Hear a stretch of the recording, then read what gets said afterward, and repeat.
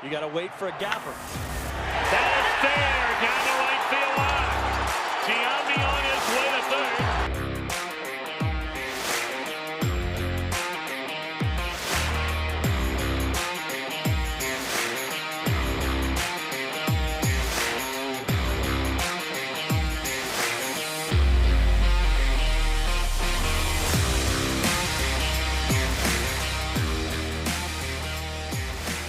And they're going to wave him around. The throw misses a cutoff man. Shot into the plate. Out of the plate.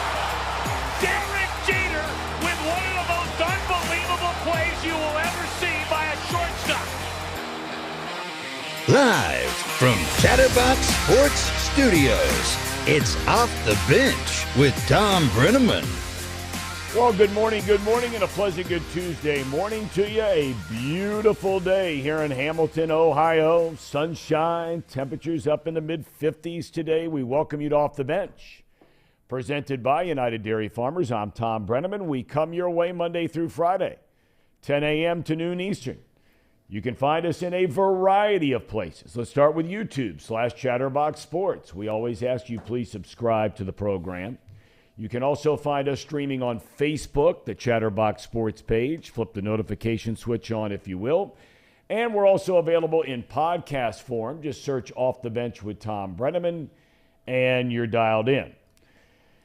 Well, David Bell said yesterday, again reiterating when pressed a little bit about Nick Senzel and Joey Votto, who are coming back for major injuries/surgeries, and said that both would not be ready when the games start this Saturday against the Cleveland Indians. He talked a great deal about defense.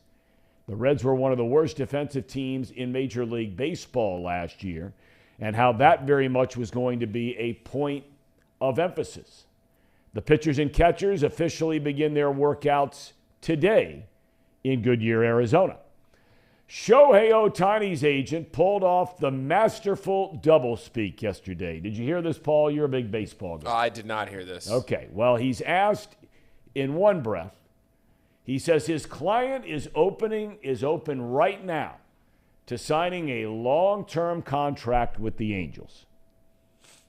And then in the next breath, he said he feels like his client has earned the right to explore all options in free agency. Sounds legit. Says it's a day-by-day proposition. As the late great Vin Scully used to say, we're all day-by-day. College basketball, a big one in the Big 12 down in Fort Worth, Texas last night. The defending national champion Kansas Jayhawks taking on TCU, healthy again, the Horned Frogs. And remember, TCU blew Kansas out of the gym in Lawrence a couple of weeks back, but not this time. KU 63-58 winners, and they are very much starting to resemble a national championship contender once again. Huggy Bear! How about Huggy? Great win for them. That's our guy, Huggy. Yeah. Starting to get it rolling. Got win number 16 last night. West Virginia beats Oklahoma State. You know, I was sitting there waiting for the TCU game to start, and I watched about the last minute and a half of the Duke-Louisville game. Blowout. But when they have at the bottom the team's records, and I know we've talked a lot about Louisville on the show, or at least from time to time we've talked about them on the show. I could not believe, just seeing it in front of me in black and white, and a lot of you are saying, duh, but to see Louisville with a record of 4-24, that is absolutely unbelievable. All the money, all the facilities, the support, the fans, the arena, it's just unbelievable. And for those of us that truly grew up in the heyday of Louisville basketball under Denny Crum, you just cannot believe when you see that number, 4-24. Tonight, Paul, you'll be down there at the Cintas Center. Yeah. Big one. Big East clash tonight. Xavier taking on Villanova. Muskies are one game back of Marquette for first place in the Big East. It's got to be a blowout, right? I mean, come on. Villanova's 14-14. I mean, come on. I mean, you'd think the four of us and one other guy could go 14-14. Nah, I don't think it'll be a blowout. Xavier's favored by 4.5. They're also down Zach Fremantle, who had almost 30 points in the first meeting, and they're not. He's not going to play in this one tonight. Now, we talked about this on my podcast today. He also didn't play very well defensively in that game, so kind of evened out. But yeah, I would expect Xavier to win it. I don't know if it's going to be a blowout. You always get a little tentative when you're playing Villanova, but yes, this is not a Villanova. It's funny. Casey and I and Brandon were talking before this, and I said something about Villanova, and I kind of muttered Villanova under my breath just because Villanova has been what they've been for the last 10 years, 2 national championships in the last 7. And I said something about Villanova, and Casey goes, I go, man, it's refreshing to hear the perspective of somebody that's coming in new to this and just thinking, Villanova 14-14, yeah, they're nothing. Well, I mean, I did know that they were good. I didn't know that they were they won 2 times in the last 6 years or whatever you said. They won in 2016 and 2018. Yeah, I didn't know that. Final Four last year. I also didn't know that this year was the first year that Xavier had beat them at Villanova. Yeah. That was surprising to me. They win tonight, it'd be the first time they ever sweep Villanova. Yeah, So. I didn't realize they were that dominant. So that is a 6:30 tip, I believe. Yep, first game of the night. Okay. Appetizer. Well, we were talking about Marquette, the leaders in the Big East. Now they have a huge game tonight. Huge. I mean, this is basically for the Big East title. Marquette wins, they'll probably win the Big East title. Creighton wins, they'll probably win the Big East title. So why is that? If Xavier would be to be a 3-way tie, if Xavier wins. Yeah, it would because of the way the tiebreakers would work.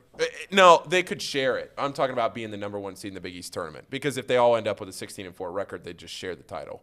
But this game tonight is basically for the number 1 seed in the Big East tournament. Does Xavier hang a flag, or does Villanova hang a flag, or Creighton hang a flag, or Marquette hang a flag if you are a Big East co-champion? I've wondered that. I don't know. The Big East hasn't shared a title since realignment, so I don't know. Okay. I don't know. All right. I'm sure they would do something. I mean, I would think. You earned the right to have it. Would they put it underneath? Would they add a year underneath the Big East champion in 2018? I don't know. Would they have to add another one that says co-champions? Because it wouldn't be the Big East champions. But they would, I guess. I don't know. I'd hang it. I mean, if I ran Xavier's athletic department, which I don't and never will, I'd put it up. Well, they'd put something up. I just don't know how they'd phrase it.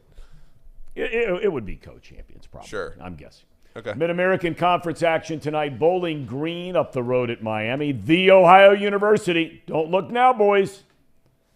As they normally do this time of year. Red hot. Winners of 5 in a row. They're not going to win the regular season in the MAC, but look out in the MAC tournament. And that game tonight is in A-Town. And there's really only one Athens, and it's not in Georgia. And in the Big Ten, number 18 Indiana plays at Michigan State. There's always big games in the Big 12. I blew off a couple of those games tonight. I think Iowa State plays at Texas. Yeah. Right? Yeah. And, it seems like every night you've got Baylor, I think, plays at Baylor has a huge one tonight. They are at Kansas State. Yeah, those teams never catch a break. No. They never catch a break. Yeah, honestly, just top to bottom, this is probably the best remaining weekday of college basketball remaining in the regular season. Tonight? Tonight, yeah. Really? Just collectively of the quality of games tonight, this is the best group of games on a weekday. Saturday is the last big, huge day. Because, conference tournaments start next Monday. Well, why not big games next week? Everybody's playing during the week again next week. Conference tournaments start Xavier plays Providence next week. Yeah, I'm just saying top to bottom. Okay. Tonight, you just, from 6:30 to 10 o'clock, you have a great game tipping off. So you'll be every half hour in front of it. Well, you'll be at the I know. Cintas, I'll be at Cintas, so I'm going to miss a lot of it. But then you'll come back home and you'll watch we'll catch up, Tom. Cal State, Fullerton. Absolutely, 10 p.m. Yeah. All right. We have Paul Dougherty coming up in about 20 minutes or so, and then we have the Tracer, best 30 minutes in television, coming up at 11:30 today. Gentlemen, What is on your mind today to talk about, Casey? You came in today ready with some big dates in football. We've got the Combine starting next week. Yep. Right? Then we have free agency a week after that on March the 15th. Yep. There is a now I'm not going to do it. And again, I continue to always reflect back and allude to the Athletic, but they've done this thing now 3 years in a row, and I think you should look into doing this for us, Casey. I'm being sincere about this, okay? They have this interactive place you go to, and it's set up, and it tells you how to do it on the Athletic. It's like an Excel spreadsheet. Okay, and you basically are able to – there's no right answer, no wrong answer. It's whatever you feel is important as a Bengals fan, what you think the roster should look like for next year. Yeah. And now you have to start to create – there's a dollar value for every player. You start clicking on players you want to bring in, guys you want to sign to extensions, guys you want to sign long-term, and they basically put money values – right? T. Higgins, Joe Burrow, right down the road. Right? Yeah, I've done the – yeah, I participated in that. You have? Yeah, I think twice now, like 2 times in a row. Whenever they posted it, I would do it and take a screenshot of it, not like it, do another one, take a screenshot of it, send it to my buddies, stuff like that, yeah. I mean, it sounds like it'd be kind of fun to do, right? And it would really give you, I think, some insight. So I may do it later on tonight. It gives you some insight as to, what it's like, I guess, to be inside of a room where you're sitting around with ownership, and you're sitting around with coaches, and you're sitting around with the general manager, and Duke Tobin is in there, and all these people are talking about, okay, how do we want to now embark on this journey we've gotten it to a point where we are good and have been good and a chance to be great, but now how do you sustain it, right? Right. So you're picking, everybody, every position on this deal. Yep. Yeah, and it literally is, in a sense, how to be a GM. Like, how do you make the hard decisions? I enjoy doing it. It's one of my favorite off-season things to do is to go through the entire off-season, kind of mock up the free agency, mock up the draft. So, yeah, I can do that. I guess the thing I wanted to talk about, though, that kind of does pertain to the Bengals in the offseason, is just this sense of people think it's the right or wrong answer at the first pick of the draft to either go offensive lineman or tight end, and there's no in between, like BPA. It's either you go offensive lineman or you go tight end, and there's no in between. It's kind of yesterday when they did the latest mock draft that I read, they had the Bengals taking a defensive lineman, right, an edge rusher. But I think what I'm getting at is the community feels like you got to either go offensive lineman or you got to go with Michael Mayer, or you got to go with bring Mike home.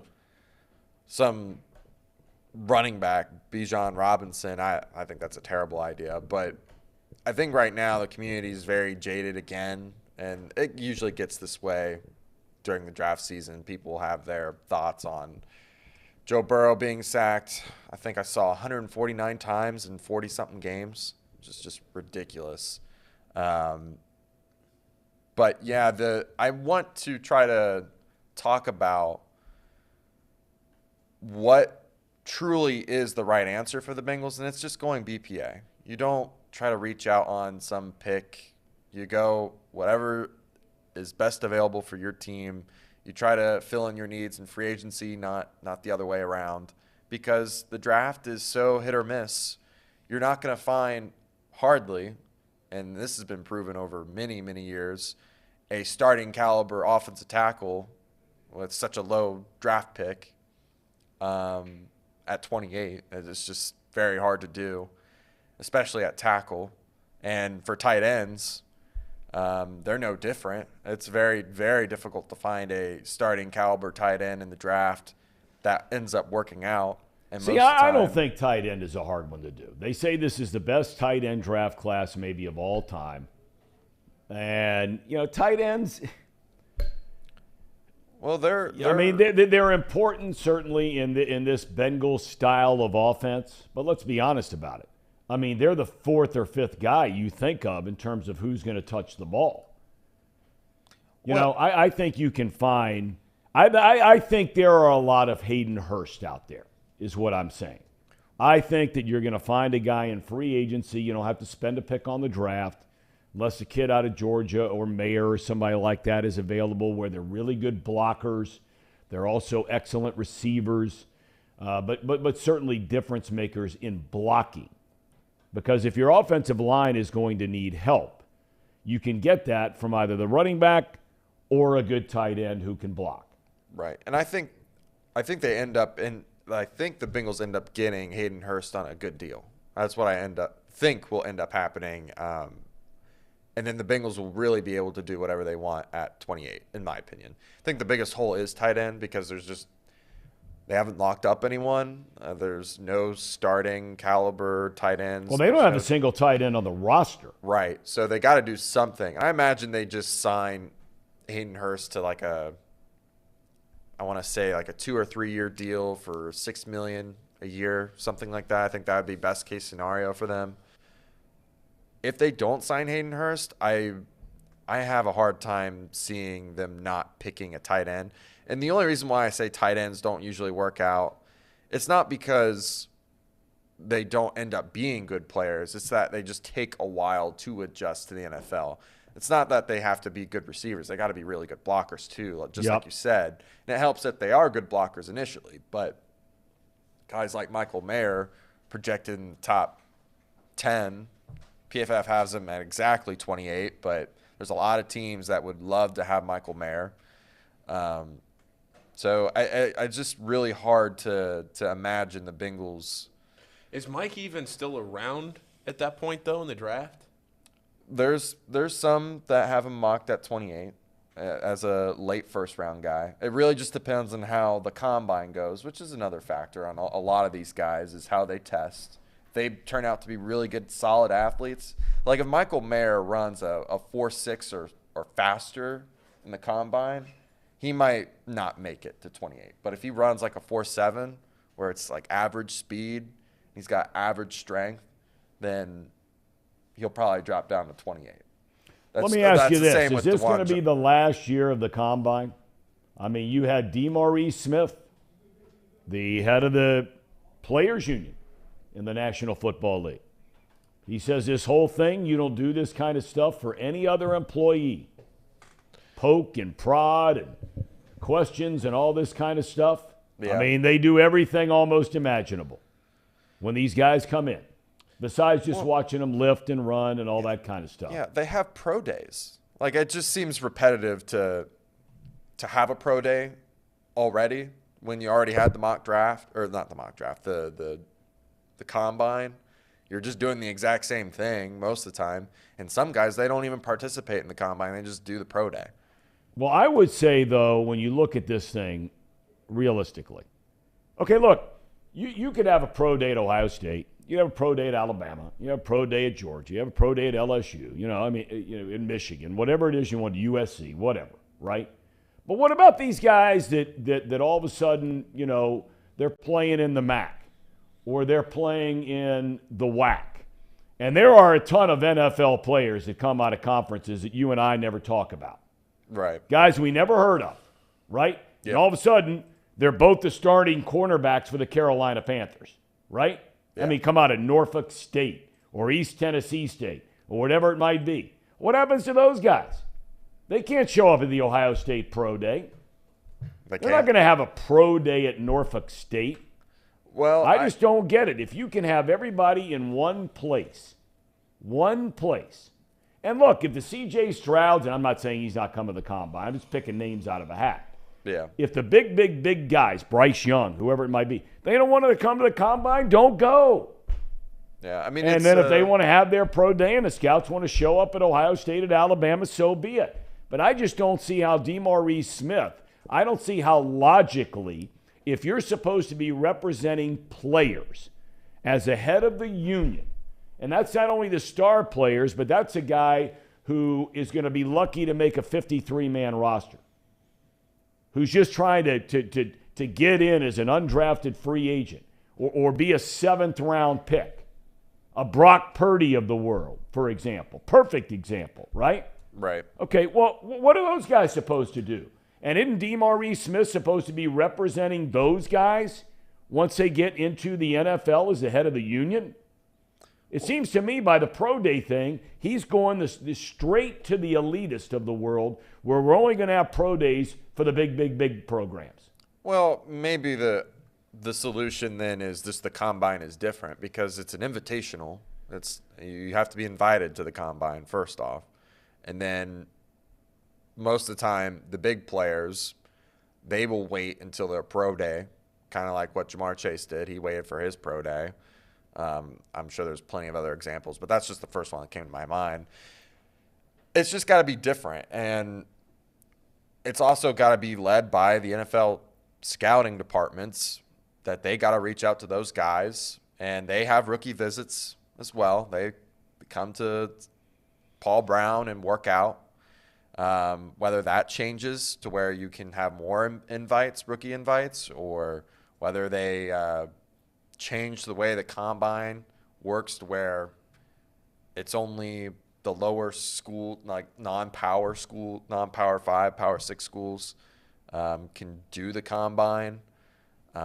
Or maybe the schools that have pro days can get money from the other schools if they have an athlete that is pro worthy, and then they could go join that pro day. I don't know. It just seems to me there's so many logistics and problems with things like that combined to just having all these guys in one place. If they think something is quote unquote humiliating, I don't know what the word would be. Demeaning, I don't know. But it seems like it's worked pretty well for a long time. I think we all agree the NFL is in a very good place in this world we live in. Yeah. So why change anything?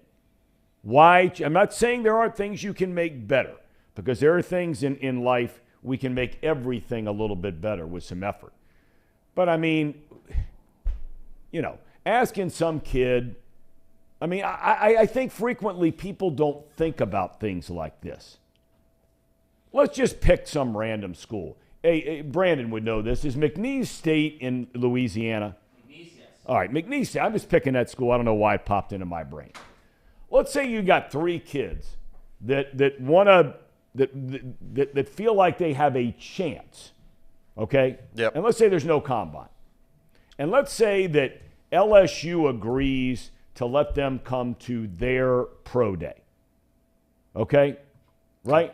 Yep. And you could pick probably 3 or 4 other schools. You could pick Tulane, all right? They're in Louisiana, not a Power 5 conference school. You could pick, but now the actual physical act of these kids having enough money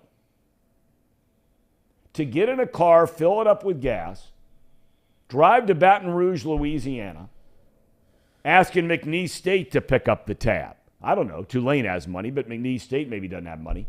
You're going to ask those guys now to try to figure out a way and a place to stay and all that kind of stuff. Because when you have these pro days, the schools are still in school. So it's not like all of a sudden LSU can say, hey, we're going to make 10 dorm rooms available for these guys that are coming from all these small schools around Louisiana. Yeah. They got kids going to school, right? Right. So I'm just saying, it just seems to me that it's creating a problem when there isn't a problem. So, for example, Tom, with LSU's pro day, I covered that twice. What they'll do is Southern, the HBCU school out of the SWAC, they'll have their pro day later in the afternoon after LSU's because all those scouts are there. And I've seen examples. Danny Johnson is a DB for the Washington Commanders. He would have never got a look without that pro day at Southern because of they're in the same city. They just drove 10 minutes down the road from LSU's campus to Southern's. And then like Tulane's will do theirs the next day because they know they're already in town. And to localize it, Ohio State, when UC wasn't what they are now, they would do UC the day after Ohio State or even later in the afternoon so that those Ohio State scouts that are there from the NFL teams can come to Clifton and see the UC kids that might not get a look any other way. So I think that's kind of in the same realm of what you're talking about, but I don't see how there's a way you could ever get rid of the NFL Combine. Money, the opportunity. I mean, some of these kids that are at the McNeese, the Lamars, I'm just picking schools that I know from Louisiana or Texas, but those small schools, they get no shot without the NFL Combine or a pro day that just lines up because it's so hard to coordinate. And I'm sure some schools do have it where they have a kid from another school that might come and participate. But it's like you mentioned, it's hard to coordinate that. Yeah, and you didn't even mention that. Well, you mentioned this, and it just brought up something in my mind. It's sponsored. The Combine is sponsored by a ton of deals. So the NFL's not going to get rid of it if it's a moneymaker. And it is a moneymaker. It's a huge moneymaker. It's a huge moneymaker. Now, Randy here on the chat says scouts would prefer the Combine went away. I don't know if that's true or not. I don't know either. What is the value of a Combine? Seriously. If you watch a guy for 3 years and he runs a tenth of a second slower in a Combine, what's the value in it? I've always wondered. I'm truly asking a genuine question. If you watch a guy, like Casey, you mentioned, you watch a guy like Michael Mayer for 3 years dominate college football, one of the best tight ends in college football, and he goes in and runs a 4.7 instead of a 4.6, and you don't pick him. I don't understand that concept. Well, I don't get that I at don't all, understand especially it. with a guy like Mayer. I mean, look, you know what you're getting here. Yeah. Yeah, I think a lot of this stuff is more to do with strength, footwork, some of the agility stuff they do, especially with the offensive and defensive linemen.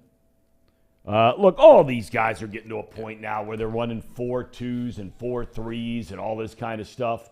I mean, at the end of the day, I'm not smart enough to answer your question, Paul. I mean, look, if I've watched a guy, and I'm just going to pick Jackson Smith and Jigba if he's healthy. Yeah. All right? If I've watched this guy do what he did in college, where he was the best receiver in the country 2 years ago before he got hurt last year. Yeah. Jamar Chase, same thing, right? Sits out a year.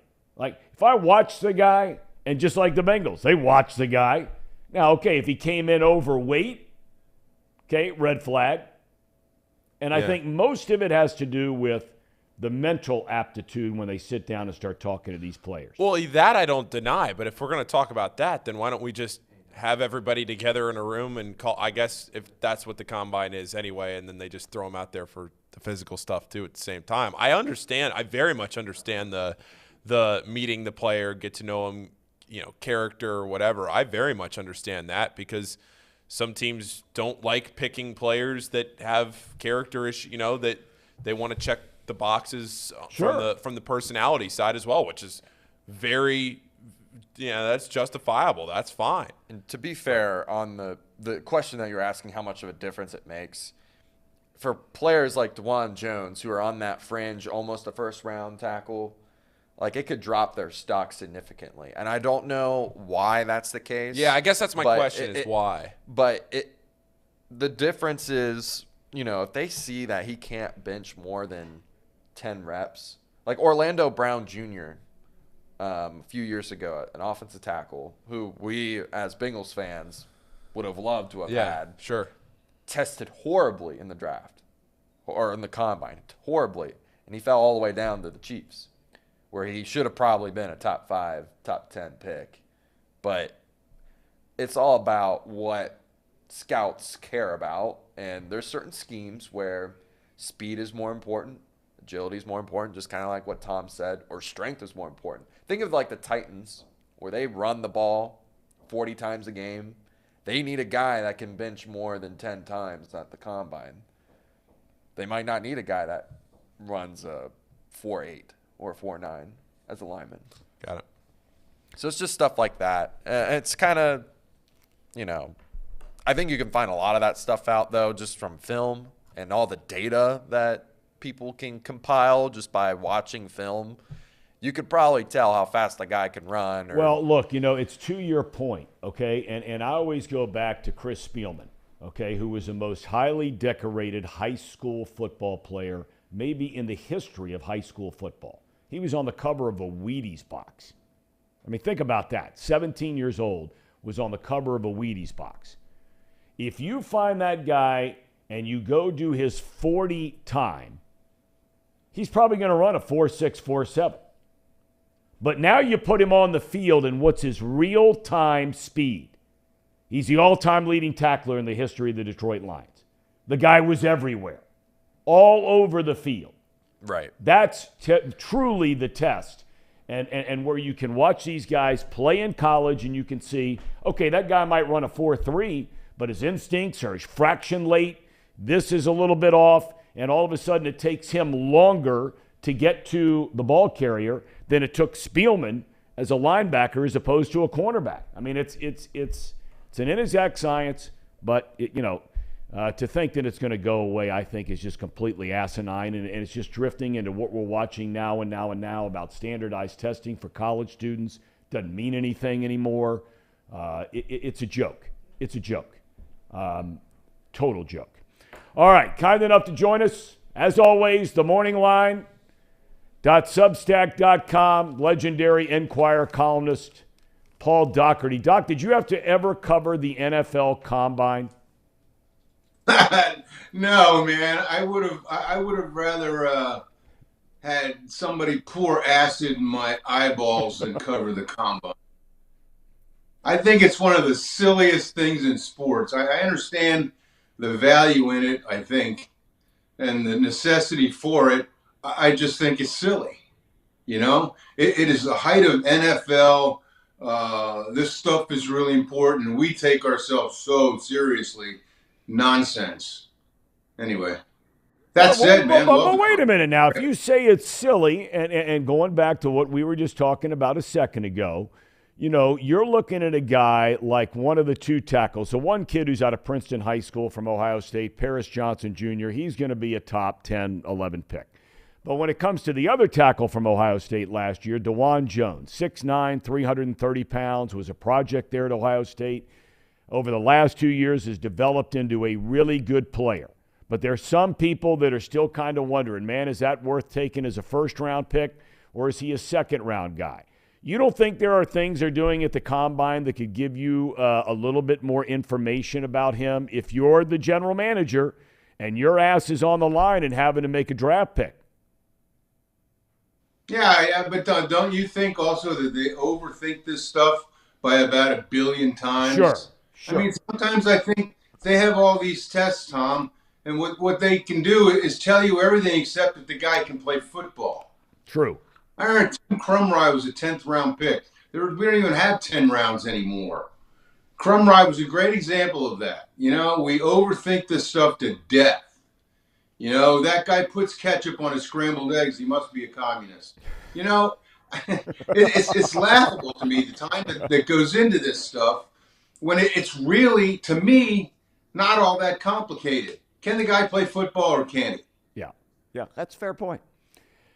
You wrote, I thought, a terrific article, and I made the comment yesterday, and I don't want to put words in your mouth, but I think it's safe to say that a lot of the time, when you drift a little bit into the political realm, you tend to drift a little bit left of center, not far whack job left of center, and all of us have where we are in different points of the political scale. I say that because a lot of people of that ilk took tremendous issue with Tiger Woods and the tampon thing the other day with his buddy Justin Thomas. Fraternity house, sophomoric kind of, thinking and behavior and so on and so forth. But a lot of people really got worked up about this. You were not one of them. You're right. Why? Yeah. Without getting into too much detail, a couple things work there. The first being, I have a little experience with hurtful words and hurtful gestures. That's part of the territory when you raise a beautiful daughter who was born with Down syndrome 33 years ago. I understand that stuff. I've always tried to look at stuff like slights and stupid words as a matter of context and intent. In what context did that person say or do that, and what was his or her intent? And you find 9 times out of 10, if somebody ever called my daughter a retard, it was out of ignorance. I can excuse ignorance once. I relayed the story in the column the other day for the morning line. We had a friend who for several years used the term mongoloid to describe my daughter. Mm-hmm. And I finally said, you know what? Calling my daughter a mongoloid is like calling an African-American the N-word. And she was taken aback. Oh, I didn't know that. I'm so sorry.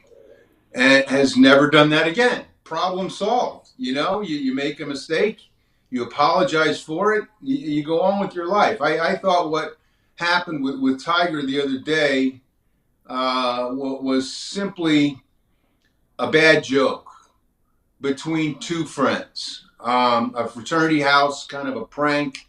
It's pretty funny. And not something you'd probably want to do in public.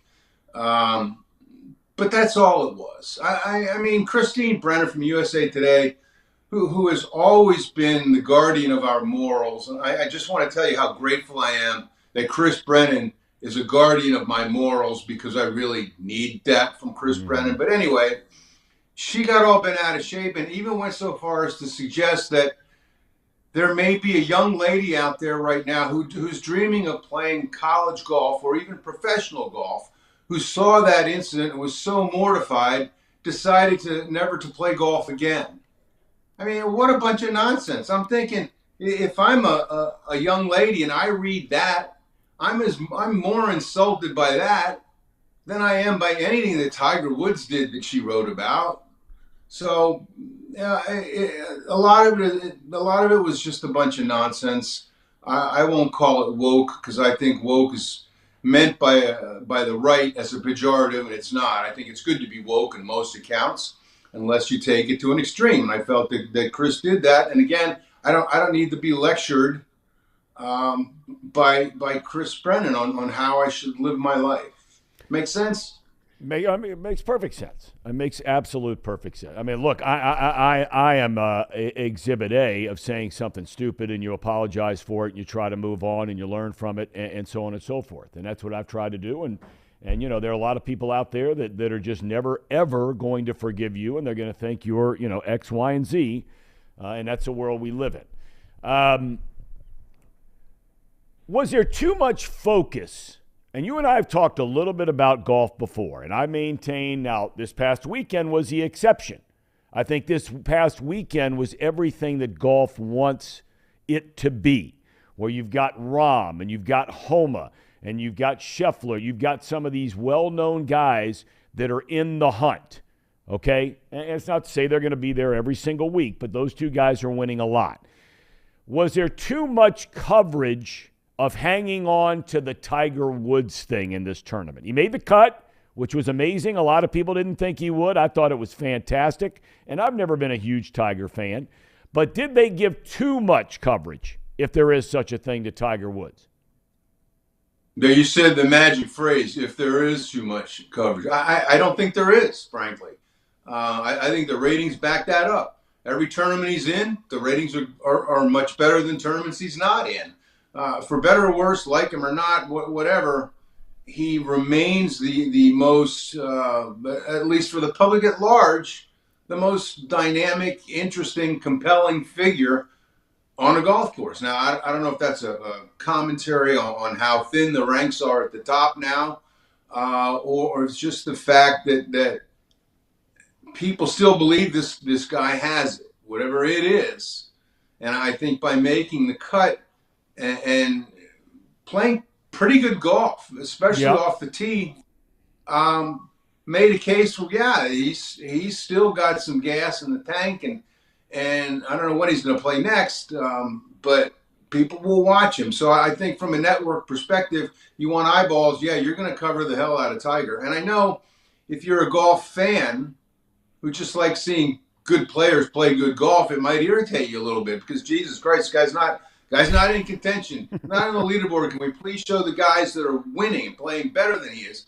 But the network doesn't go for those people. They know they're going to get those people anyway. Therefore, they go for the most eyeballs, and the most eyeballs still, like him or not, belong to Tiger Woods. Joey Votto, you had him as part of your column the other day, which was great. You covered all this kind of stuff and how interesting a man and interesting things that Joey Votto has to say. You've talked to him hundreds of times, probably. I don't think that's an exaggeration since the day he came to the big leagues.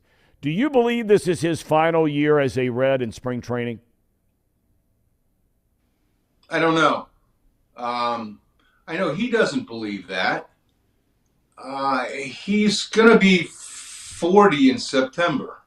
I'm not saying that he can't play well this year, but in 2019, Thom, he hit 35 home runs and had an OPS of 930 something at age 37. So who am I to say that he can't at least come close to something like that at age 39? But he missed a lot of the year with injuries last year. He's not going to start this year with the club because of those injuries. He's going to be 40 in September.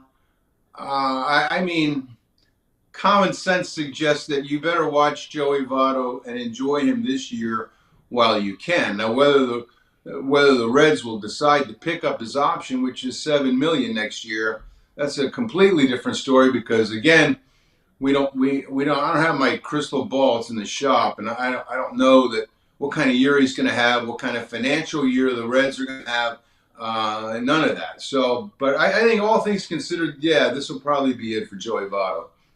As you're bouncing around, yeah, right. A final thing I want to ask you about is you're bouncing around, and again, you wrote in another column, themorningline.substack.com, that you wonder how many people are actually excited about baseball starting. And we've documented the issues that the Reds are going through. But, after a while, I've always said that, I want fans either to love me or hate me. I don't want complacency. And I just get the feeling there's a tremendous amount of indifference out there about, it's baseball season, Reds are starting. I've been doing lots of other stuff the last couple of years while they've been crappy. Yeah. Apathy is the worst. Apathy. That's the word I was looking for. You're smarter than me, so thank you. Yeah, I mean, apathy is, you'd rather have your fans pissed off at you than shrugging their shoulders at you. I sense a little bit of that too, Thom, more than ever. People kind of shrugging their shoulders. I think the Bengal hangover has a lot to do with it. People were excited by the Bengals and have seen what the Bengals have accomplished. Then they look at the Reds and see what the Reds have not accomplished. The Reds, frankly, gave you nothing to be excited about in the offseason. Unless you want to spend the whole offseason dreaming about Hunter Green and Nick Lodolo, which, fine, you can do that, but they haven't done anything yet to prove that they're big time. So the Reds are as much at fault for this as anybody. But yeah, I sense a certain amount of, I don't know if apathy is universal, but a lot of it's out there, and enough of it is out there that you have a very skeptical fan base. I'm not saying that they won't come back if this team suddenly starts playing great or even okay. I mean, I think people would be happy with, 75 or 80 wins this year, as pathetic as that sounds. But I do think people are a little bit more cynical about this team than they've been in quite some time. All right, Doc, we thank you as always for your insight. Themorningline.substack.com. Great to have you back in town after your little Florida soiree down in the sunshine. You're Nothing better. Fit. Yeah, it's pretty nice down there this time of year. Yes, good to see you, my friend. Have a great rest of your day. All right, Thom, thanks. All right, Paul Dougherty, kind enough to join us as always. Love having Doc and his thoughts. I was particularly moved by the part where he wrote about his daughter the other day, and you really ought to check it out. It's themorningline.substack.com. There are a lot of great writers on substack.com. A lot of guys like Paul Dougherty all across the United States and all over the world, for that matter, that aren't writing necessarily for a website or a newspaper or whatever it might be, and they write about whatever they want to write about for however long they want to write about it. And him getting into the whole thing the other day about his daughter who has Down syndrome, and it certainly brought a unique perspective to this whole Tiger Woods thing. All right, we're going to take a break. Ham and Eggers, Are you guys ready to get rolling? I think we are. Are you guys asleep over there today? We're not asleep. I mean, you guys are really not in it today. We're not in it? There's not a lot of life today. Oh, no. We can be in it. We'll find out right now. Ham and Eggers. All right. Thank you, Tom. Casey? You good? I'm good. Are you good? I think I'm good. You know why I'm good? Got one of these in front of me. Oh, yeah. You know what that is, Casey? It's Pawnee water. There is a new premium alkaline water out, and it's Pawnee. Made in Hamilton, Ohio, Pawnee uses natural limestone filtration, unlike the artificial processing that many other brands use. The result is a healthy alkaline water that is also the best tasting water in the world. The best tasting water in the world. Visit their website at pawneewater.com. That's PAHHNI water.com to see where you can buy this great tasting water. Also, we talked about the Bengals. Their draft. What are they going to do? Bengals Report. It's brought to you by Encore Technologies. Encore Technologies provides IT solutions for a data-centered world with a suite of services from mobile computing to desktop to data center, supporting both centralized and work-from-home computing models to improve efficiency and productivity. Visit Encore.tech. The path to innovation begins here. Get your coffee from UDF, bet with Betfred, drink Pawnee water, and get your technology solutions with Encore.tech. All right. So that checks all the boxes on our end. I'm trying to think. Is there anything else that we missed? The scroll at the bottom of the screen. The NBA doesn't play again until Thursday, but we have some look-ahead lines there. Yeah. Got a long All-Star break, right? It's very long. Baseball gets a few days, but it feels long. Feels really long. Yeah, it's been a little tough. I won't lie. It's been a little tough because it's just not my expertise, college basketball betting at least. And last night I didn't fare much better on Betfred. I just took the picky slate and we went 2-4. Did okay. Like Yeah. The Morgan State pick was good. The TCU, God, that TCU game, I don't know if we're going to talk about it. It was ugly. It wasn't a very fun game. The first one, well, it was a blowout, but just wasn't a very fun game. It was a slog. Nobody really shot that well. Defense, if you like defense, it was a great game. Watch the whole thing. It's just a slog. Let's see. What else do we got here? Looking down the chat. Randy, let's see. Reds. Brian B says no chance they win 80 games. I would probably agree with that. Yep. I'd probably agree with that. So we gotta talk about Betfred and what they are trying to humiliate us. Just let you know. They are demanding our best. They came at us on Twitter. They're demanding our best. And they got after us a little bit, and we did not prove them right. Or we proved them right yesterday because we didn't take enough of Fred's money. Yeah, we split yesterday. The parlay was looking great when West Virginia was blowing out Oklahoma State. And then Kansas and TCU just decided to not score any points. God, what a brutal. You know what? We have another chance today, and we're going to have a great show on Not Too Picky. We do have, like I said, the best weekday night of college basketball, at least setting up to be that way. Sometimes you get these nights the end of the regular season, and you just didn't expect them to be that good. But tonight's setting up that way. So we will talk about all that, no doubt. And we will talk about I'm trying to think if there's anything else. No NBA till Thursday, so it's really just going to be a pretty quick college basketball rundown. Not too picky today. So if you wanted more on college basketball, I do the rebound rundown every day, recorded around midnight, 1 a.m. every night.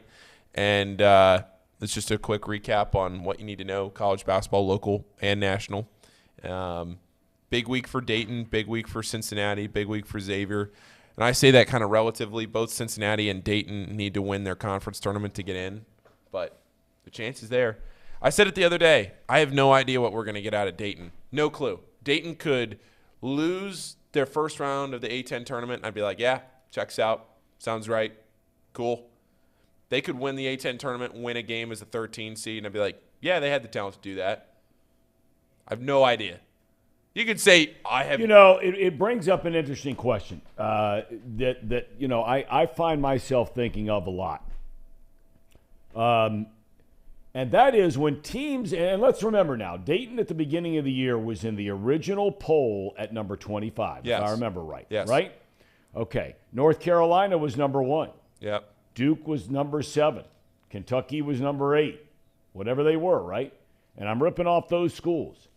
And all of them have been to larger and lesser extents. They've been a little bit of a mess. Now, Duke is, of that group, the only one that's really starting to show signs of getting better. North Carolina's lost 5 out of 6. Not a quad 1 win all year. We talked about it yesterday. Dayton up and down, great one day, bad the next. Everybody has their injuries. Kentucky, we talked about them a little bit yesterday. Terrible losses. And then all of a sudden, they just beat the snot out of Tennessee twice, however great you think Tennessee is or not. But the question I'm ultimately getting to you is, Paul. Yes. Do you believe, or maybe they're all different, is this a case of the players playing bad? Is it coaching? Because all of a sudden at North Carolina, for example, they're wondering, did we get the right guy here? I mean, he took them last year to the national championship game, talking about Hubert Davis. Yeah. But they were a very, very average team during the regular season, North Carolina, with all that talent. Now they make the big run, so, you figure the coach is safe. Now they bring everybody back except for one guy, and now they are what they are. Yeah. Is this coaching? Is it players? I think it's a little bit of both, especially at Dayton. They just had injuries. They had a really bad just string of games earlier through the season. I don't know if it's coaching necessarily. I go back and forth on the North Carolina issue.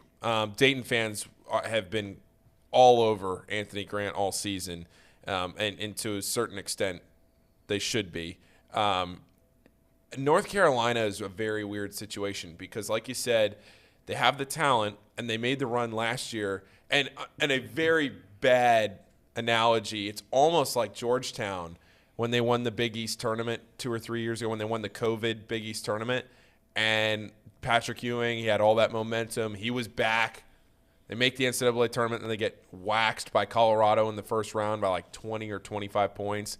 And then now they've won 2 Big East games since then. So in a larger scale with North Carolina, you have Hubert Davis, you have all this talent. They make the NCAA tournament last year. They make the national championship game. Frankly, probably should have won the national championship last year if they didn't blow a double-digit lead in the second half to Kansas. And then all of a sudden you bring basically the same team back, and the guys just aren't having the same year.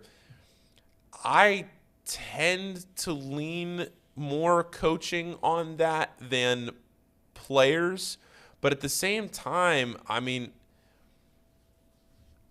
maybe they just caught lightning in a bottle last year for 6 games, well, 5, 6 games. That's what I think a lot of people are starting to wonder. And now all of a sudden you look at the and I don't know the ins and the outs of the North Carolina program as well as, your dad would. Well, we'll hear all about it tomorrow because every time they play, he's lighting up Twitter. Yeah, so I would be interested to hear Marty's thoughts on it because I tend to lean to think about a team like North Carolina and lean more coaching, but that's also not – I don't want to knock Hubert Davis when I haven't watched enough of their games this year at a consistent level. I watch a few minutes here, a few minutes there to check in on all these top teams to know what's going on, but it's hard to watch everybody. You can't watch every game of every team every night, and North Carolina gets pushed to the side when they're not winning games and haven't won a quad 1 game. I've heard people blame coaching. I listen to these ACC podcasts all the time, blaming coaching and then blaming the players. And I don't get a consensus answer, even from the people that really are around the team a lot. So I know that's a very non-answer answer, but I don't want to sit here and take a side when I don't know it 100%. It's just a weird situation. It's just hard to believe that the number 1 team in the preseason isn't going to make the NCAA tournament. But all right, I got a question for you when it comes to college basketball. Did you see some of the comments made by Jeff Capel yesterday? I saw people talking about him. I can pull him up right now. Okay, well, basically, he's a coach of Pitt. Yes. Okay, and, they're in the Atlantic Coast Conference. And I think this is a very interesting topic here. And basically, in a nutshell, what Capel was saying is that there's something called the ACC network. None of us get the ACC network. I mean, maybe you do. Yeah. But, the regular human being out there living in Cincinnati, Ohio, or Hamilton, Ohio, does not get the ACC network. Sure. We get the Big Ten network, right? A lot of us get that. And these are tied together there.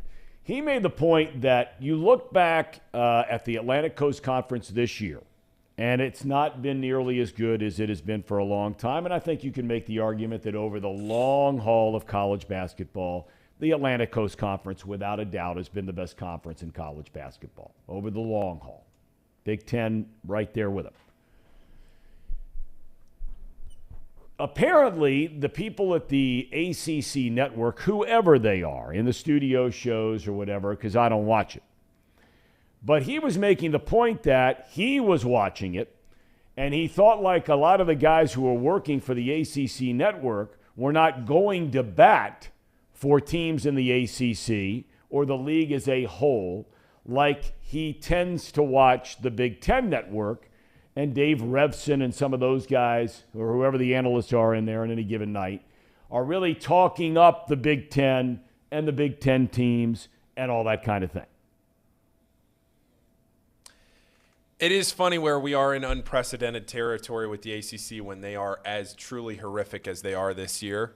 So now you get into this situation where, you look at like Mick Cronin the other day blaming UCLA's poor seeding in Saturday's bracket reveal on leaving the Pac-12 for the Big Ten.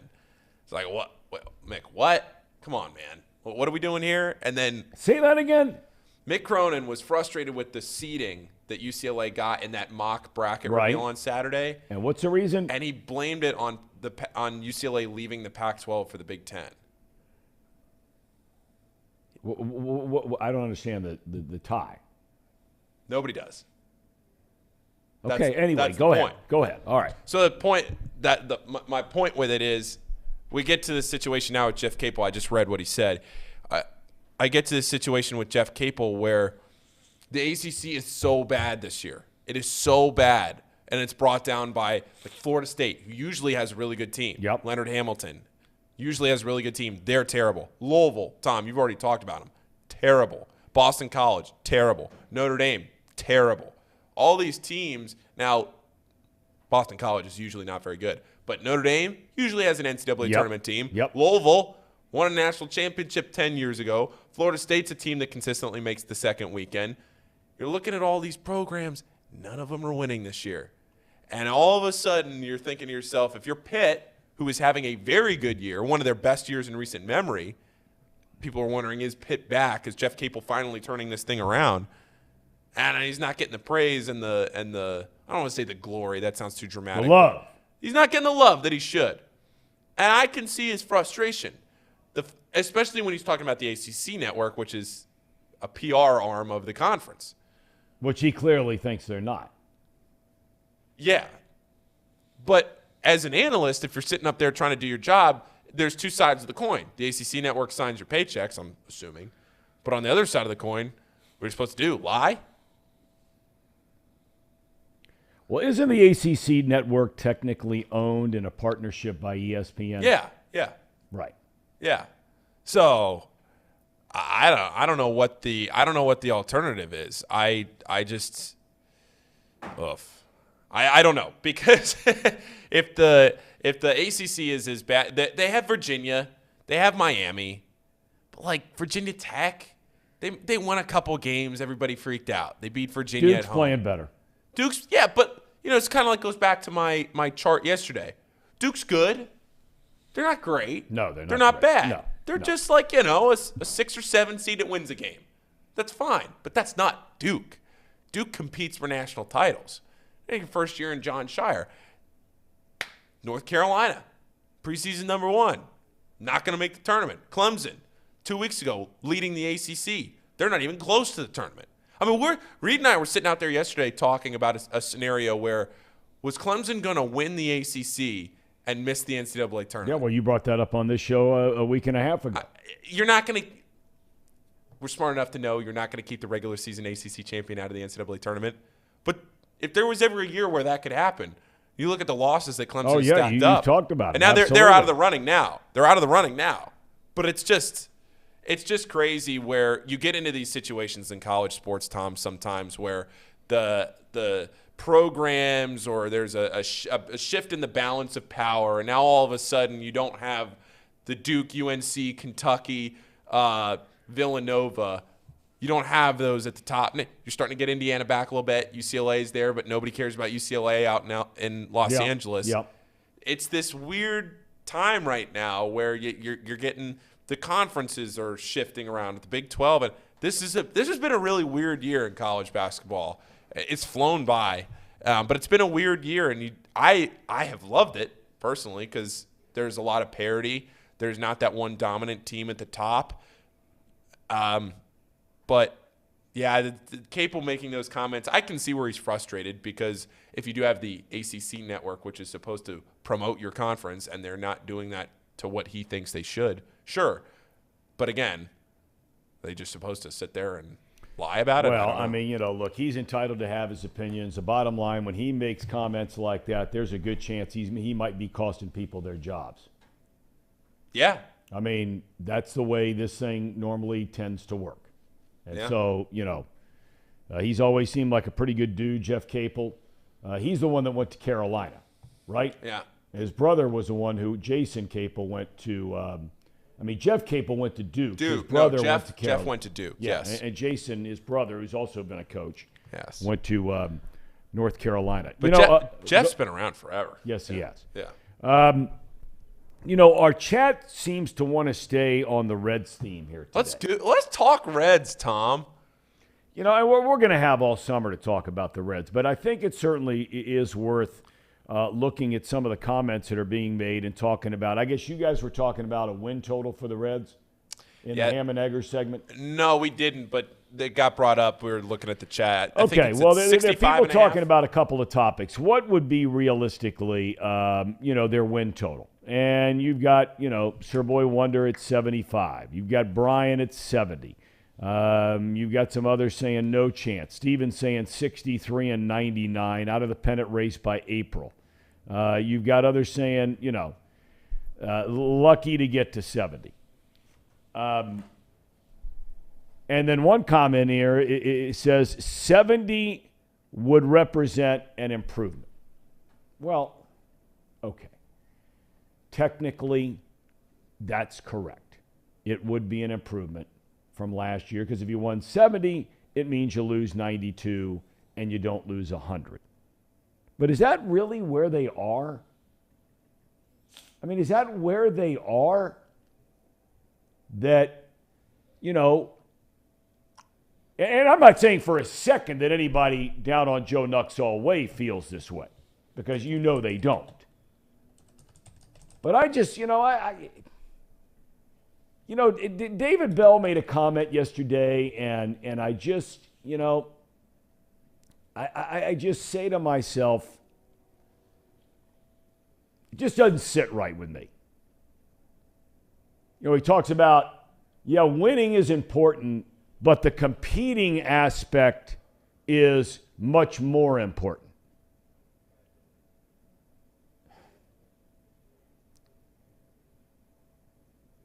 I thought the idea was the most important thing was winning. I'm not talking about youth sports. I'm not talking about high school sports. I'm not even talking about mid-major college sports.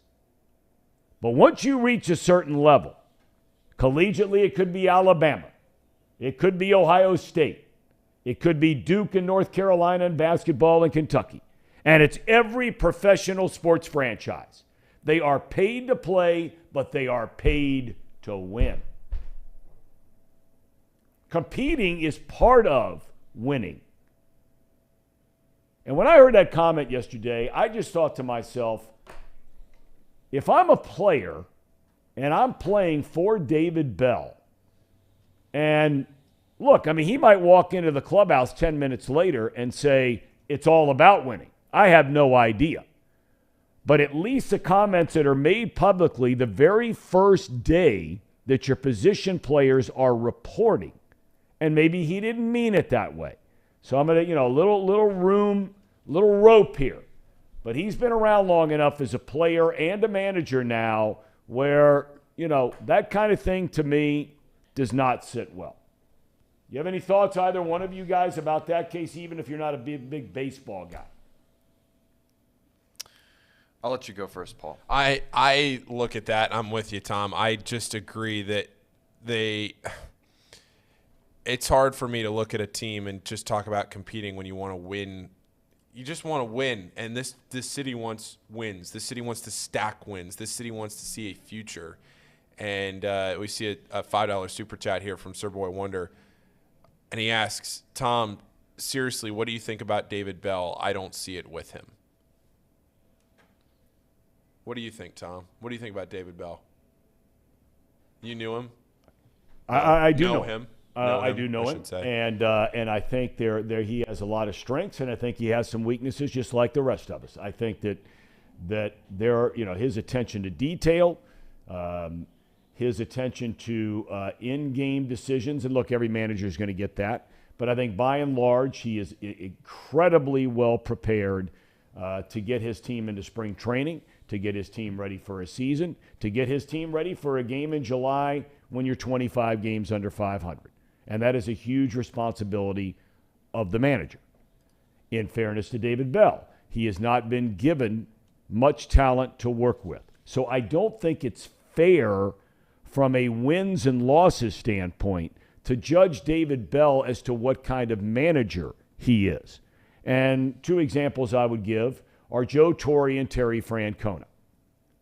Many forget Joe Torre managed a couple of different times and got his teeth kicked in. Terry Francona was in Philadelphia, got his teeth kicked in. And when Joe Torre was hired as manager of the New York Yankees, I mean the headlines across every publication is New York was like, is this a joke? That George Steinbrenner is hiring Joe Torre based on his wins and losses? No, you got to have players.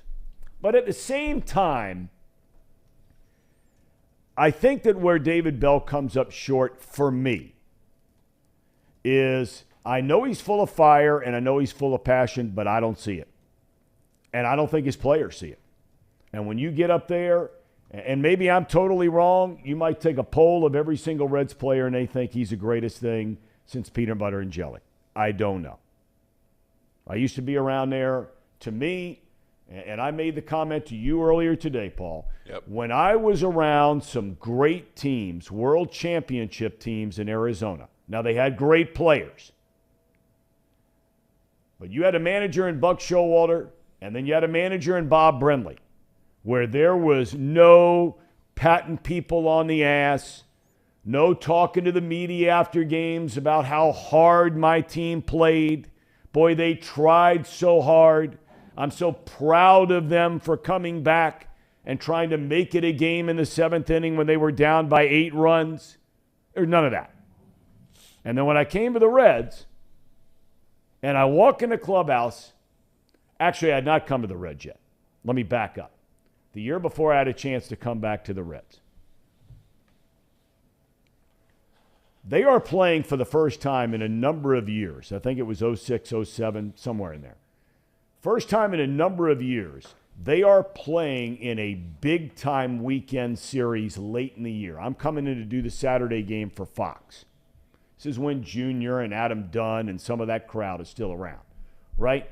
I walk in the clubhouse, and guys are laying around on the couch 10 minutes before batting practice starts. And I'll never forget, I looked at my dad and I said, does this go on down here every night? Where 10 minutes before batting practice, your biggest stars are laying around on a couch? Right? This is a big-time weekend. This is a weekend they got to be ready to play. They are right on the edge of being a playoff team. They're right in the hunt. And it's a country club. Total country club. Dusty Baker brought accountability to this franchise. And you can like Dusty, you cannot like Dusty. When he walked in the door, everybody knew who the boss was, and everybody knew exactly what the game plan was. Now, he had better players than Jerry Naron had, and that Brian Price had, and that David Bell has. So, you ask me what I think about David Bell. I think there are a lot of strengths, and I also think there are some things where there's nothing wrong occasionally with lighting some guys up publicly or lighting your team up publicly after a game saying, I am tired of watching this bullshit. I'm tired of watching it. Somebody step up there and get a hit when it matters. Hit a fly ball to left field with a runner at third. Put the bat on the ball. Make a pitch with runners at second and third and 2 outs in the inning and we're up by 1.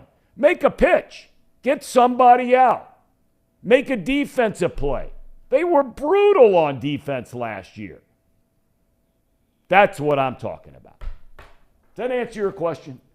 I think it does.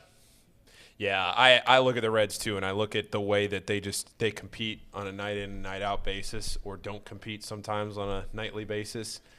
And it's always interesting to me looking at the chat and reading the chat when you talk about this, and we look at the win totals, and I look at the fact that the Reds had, I think, the 4th lowest projected win total, 65.5. I got to see what Betfred has it at. But I saw just a generic list of win totals yesterday from some Vegas odds maker, and they had it at 65.5. I don't know like I said, I don't know where they are on Betfred. I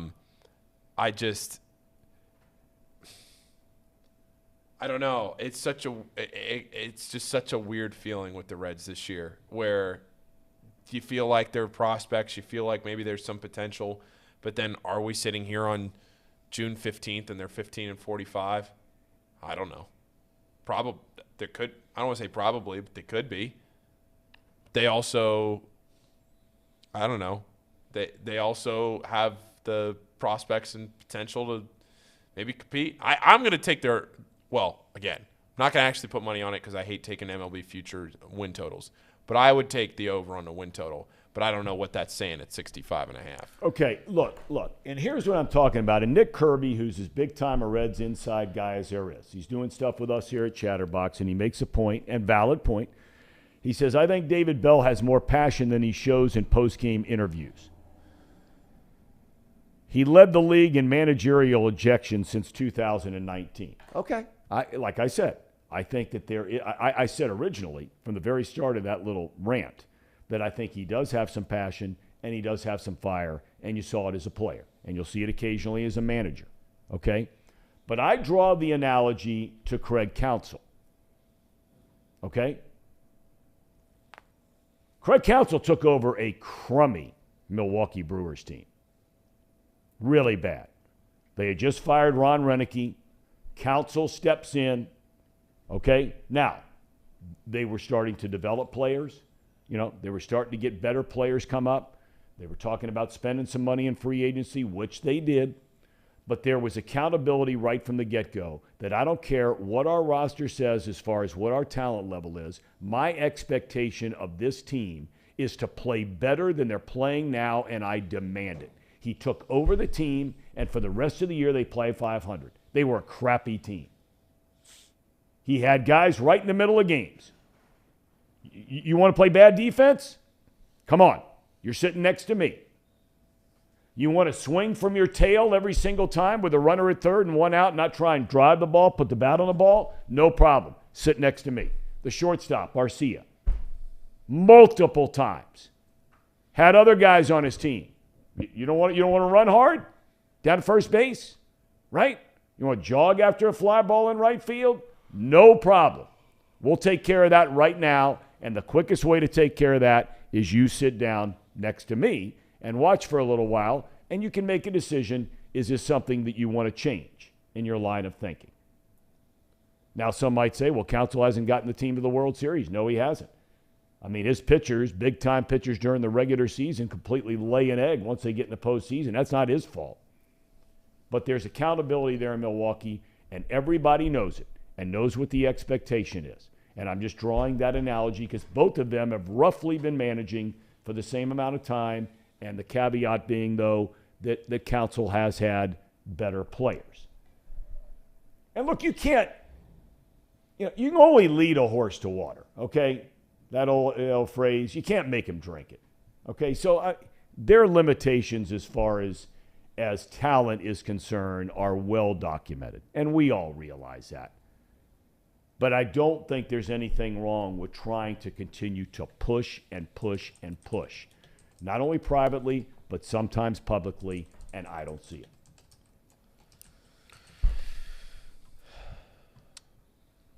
Oh, well. Some of the other comments in here. Yeah,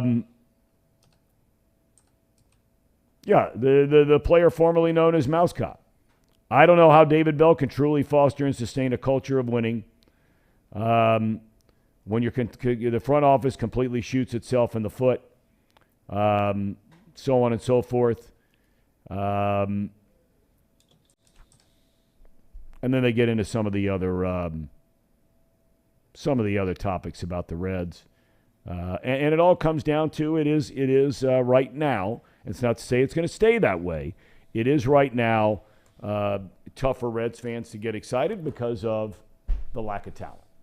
And that's a shame because it is a great place to go watch a ball game. Yeah, and even talent doesn't really necessarily mean that there's an improvement. It's got to be a full team improvement, a full team mentality change. And the best example of that, I'm going to make some of you proud here, is Shohei Ohtani and Mike Trout. There it is.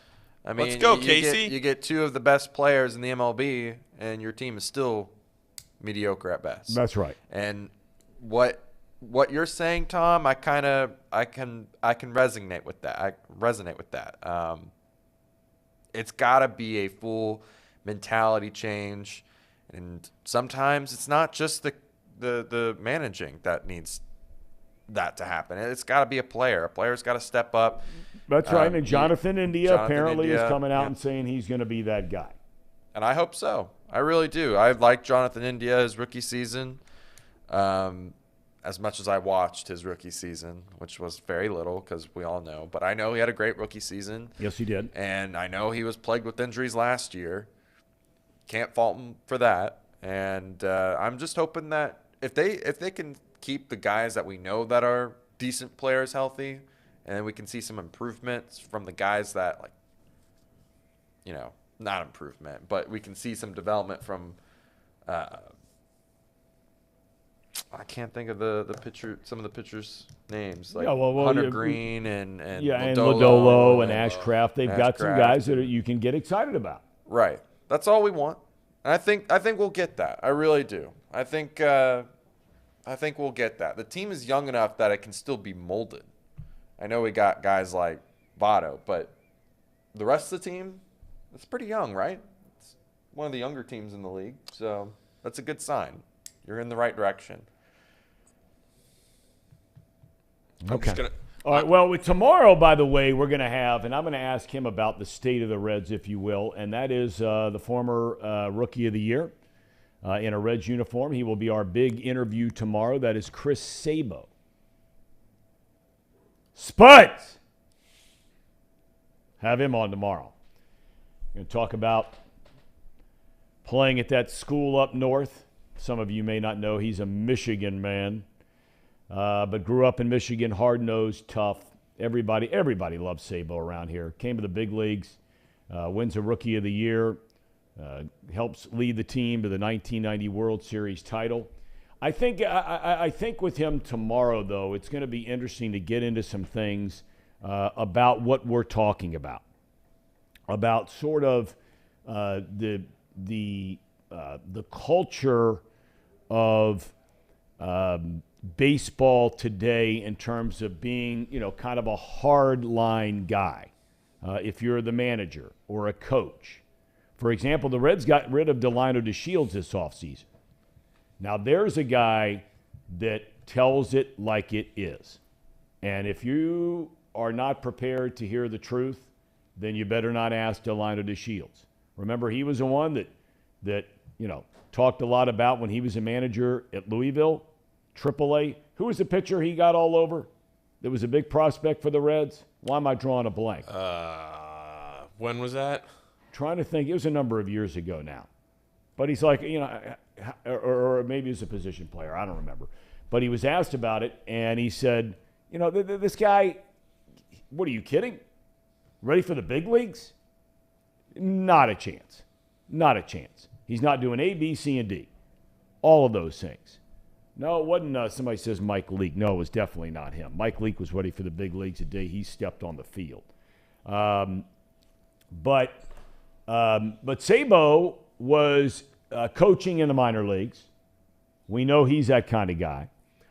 He's been coaching the last couple of years as a head baseball coach at the University of Akron. Now we're talking the college game there, obviously. But I think it's going to be curious. I'm curious to talk to him about, differences maybe in the way some of these players are handled, the way they need to be handled, and has that changed? Someone said, was that Homer Bailey? No. Which, speaking of Homer Bailey, I couldn't believe this. So, when Homer pitched for the Reds, there are a lot of people that, that weren't all that crazy about Homer Bailey as a guy. And believe me, I saw things that would certainly warrant feeling that way. I also saw a different side of him that I found to be extremely fascinating. He's very well read. He's a very smart guy. He has, very strong opinions on things, whether it be in athletics, whether it be politics, whatever the case may be. So I used to have his number in my phone. So just this morning, I stumble across it looking up somebody else's number, and I see Homer Bailey's name on the contacts. So I'm thinking, boy, now that would be a great guy to get on the show. I wonder if this is still his number. So I send him a text. Hey, is this still you? Yes, sir, is a reply. And I said, how you doing? What are you up to? He says, I'm in college. I said, where are you in college? He says, I'm at TCU. I said, you've got to be kidding. He says, no. I said, what are you doing? And many of you may remember, Homer Bailey grew up on a chicken farm. Thousands and thousands of chicken farm, this huge farm and this huge ranch. That's what his mom and dad did for a living, and did it very, very well, apparently. Very successful. But one of the most renowned programs in the world is the ranch management program at TCU. And that's where Homer Bailey is now, and that's what he's doing. It's pretty amazing. Horned Frogs. Homer. Horned Frog. I couldn't believe it. I just can't. I think it's really cool, a guy like that. Think of the hundreds of millions of dollars that Homer Bailey has made in his life. Okay? He can do nothing. But to think that, a guy like him, whether you like him or you don't like him, whether he was everything you wanted him to be in a pitcher or he wasn't, I'm not saying any of that. I'm just saying I think it's very, very cool that that he's, embarking on a new venture in life and to try to be successful at something else than just athletics. He's using his mind. I don't want to put you on the spot, but you think maybe he comes on the show? Well, he told me what he said was, I don't want to put you on the spot, but I'm going to put you on the spot. You're not putting me on the spot. He says, look, after March the 6th, I should definitely be able to find some time to chat. Reach back out, and we will definitely get it figured out. So he said he's got a lot on his plate academically through March the 6th. So hopefully right before opening day, maybe we'll get Homer Bailey on. How about that? Homer. We've always said it was a Homer show. Well, especially during football show. Goodness gracious. Couldn't be. We got the Tracer coming up here in a few minutes. Tracer.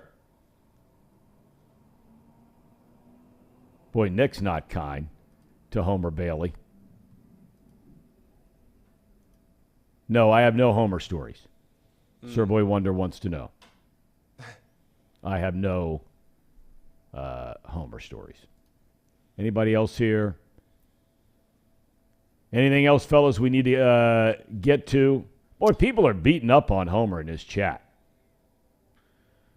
Well, he was a divisive guy around the Reds fan base. I don't think there's any denying that. I don't even think he would deny that. Richard from Indian Hills checking in, though. Well, this gets back and something we're going to have to ask Tracer about. Richard from Indian Hill, who's become a big part of our program now. We're happy to have him after leaving Tracy when Tracy left WLW. But, one thing we've talked a little bit about with Tracy is the FQI, the Fan Quality Indexed. And Richard from Indian Hill says we're also starting to see a drastic decline in the FQI. This really needs to change, or they're going to see some wealthy fans abandon the team. All right, let's get right to it. The man who knows all about the FQI, that would be Tracy Jones. Tracer, you have any thoughts? You're old, the guy who used to join you on the radio from time to time. I mean, a very, sort of lightning rod-like figure was Richard from Indian Hill when he was on your radio program. What are your thoughts? Well, first of all, Richard from Indian Hill is a great guy. Real quality person. I know a lot of people criticize Richard from Indian Hill, but my God, people, he drives an Aston Martin. How bad can you really be if you're driving a car like that? That says everything. Listen, and we've talked about this time and time again. It's not the amount of fans that go to the game. It's the quality of fans, right? You want people coming from Indian Hill, Bellevue, Terrace Park. We don't want them from Mason or Norwood. Or Paul, where are you from? I'm from he's from the elitist suburbs of Washington, D.C. is where he's from, Tracy. Okay. Well, I'm sure it's kind of a ham and egger place. But, yeah, I really worry about what's going to happen with the Reds as far as attendance. I think it could be a year like 1983 when the Reds finished in last place. They lost 100 games. You had guys like Brad Golden and Alan Nicely and Gary Reedus, and just not Foley was on that team. Not a very good team. But when there's something bad that happens to an organization, there's something good that comes out of it. And the good part of that is the Reds finishing with the worst record in baseball got the #1 pick. And you know who they went with? A guy by the name of Tracy Jones, and the rest is history. It really, a lot of people, and your dad would say this, really turned around the organization with that draft pick. So maybe there's a positive after all this, after a couple of tough years. And this year, man, I'm worried about it. Well, one thing that's changed in baseball, and I don't know if I think this is a good thing or not. I think they did it because of perceived or reality tanking. But now, if you finish with a worse record, it doesn't work that way anymore, where you automatically get the #1 pick. They go into this lottery thing. And even though the Reds, last year had the record losing over 100, I think it was the second worst record in baseball, if I'm not mistaken, they ended up not picking until, a little bit down the trail because of where they finished in that lottery. You know who was a team that tanked for years? Was the Houston Astros. And they got some great players out of doing that. They tanked. Thom, I can remember talking to a scout by the name of Jack Lynn, who used to coach in the Reds organization. And he coached me in AA. Great, great guy. And he was a scout with the Astros. 1 year, you know how you go through 50 rounds? Or they used to go through 50 rounds. Yeah, that's right. Yep. They ended up signing like 4 players. They didn't sign hardly any of the players. So their organization was beat down. They're trying to save money, but boy, did they rebuild that organization. But as you said, you can't do that now, right? Because they put the bottom 10 teams and then do a lottery and see, where you pick. But Reds got an uphill battle. Certainly do. All right, let me ask you this. I was asked my thoughts about David Bell, and I said that there are some very good traits, just like all of us, right? I mean, maybe not you, but a lot of us have our strengths and our weaknesses. And for most of not us, me. I know, I said that. For most of us, it probably goes 50-50, and I don't think that David's any different than anybody else. But I'm curious, Tracy, when you listen, now somebody pointed out in the chat that they believe he's doing these kinds of things behind closed doors, and you see the fire and the passion, maybe by getting thrown out of games and that kind of thing, and I'm not saying it's wrong. But to me, I just feel like when you start talking like he did yesterday, where his comment was basically, I'm paraphrasing, hey, yeah, winning is important, but it's competing really, and getting out there and competing that's really, really important. I say that's nonsense. That's a tough definition. I'd ask David, what does compete mean? Does that mean being over 500? Does it mean 5 games under 500? Does it mean going to the playoffs? Here's the deal with me, okay? And I'm just going to be open about this. I have used that microphone at WLW as a weapon, okay? If I don't like you, I will nail your ass, okay?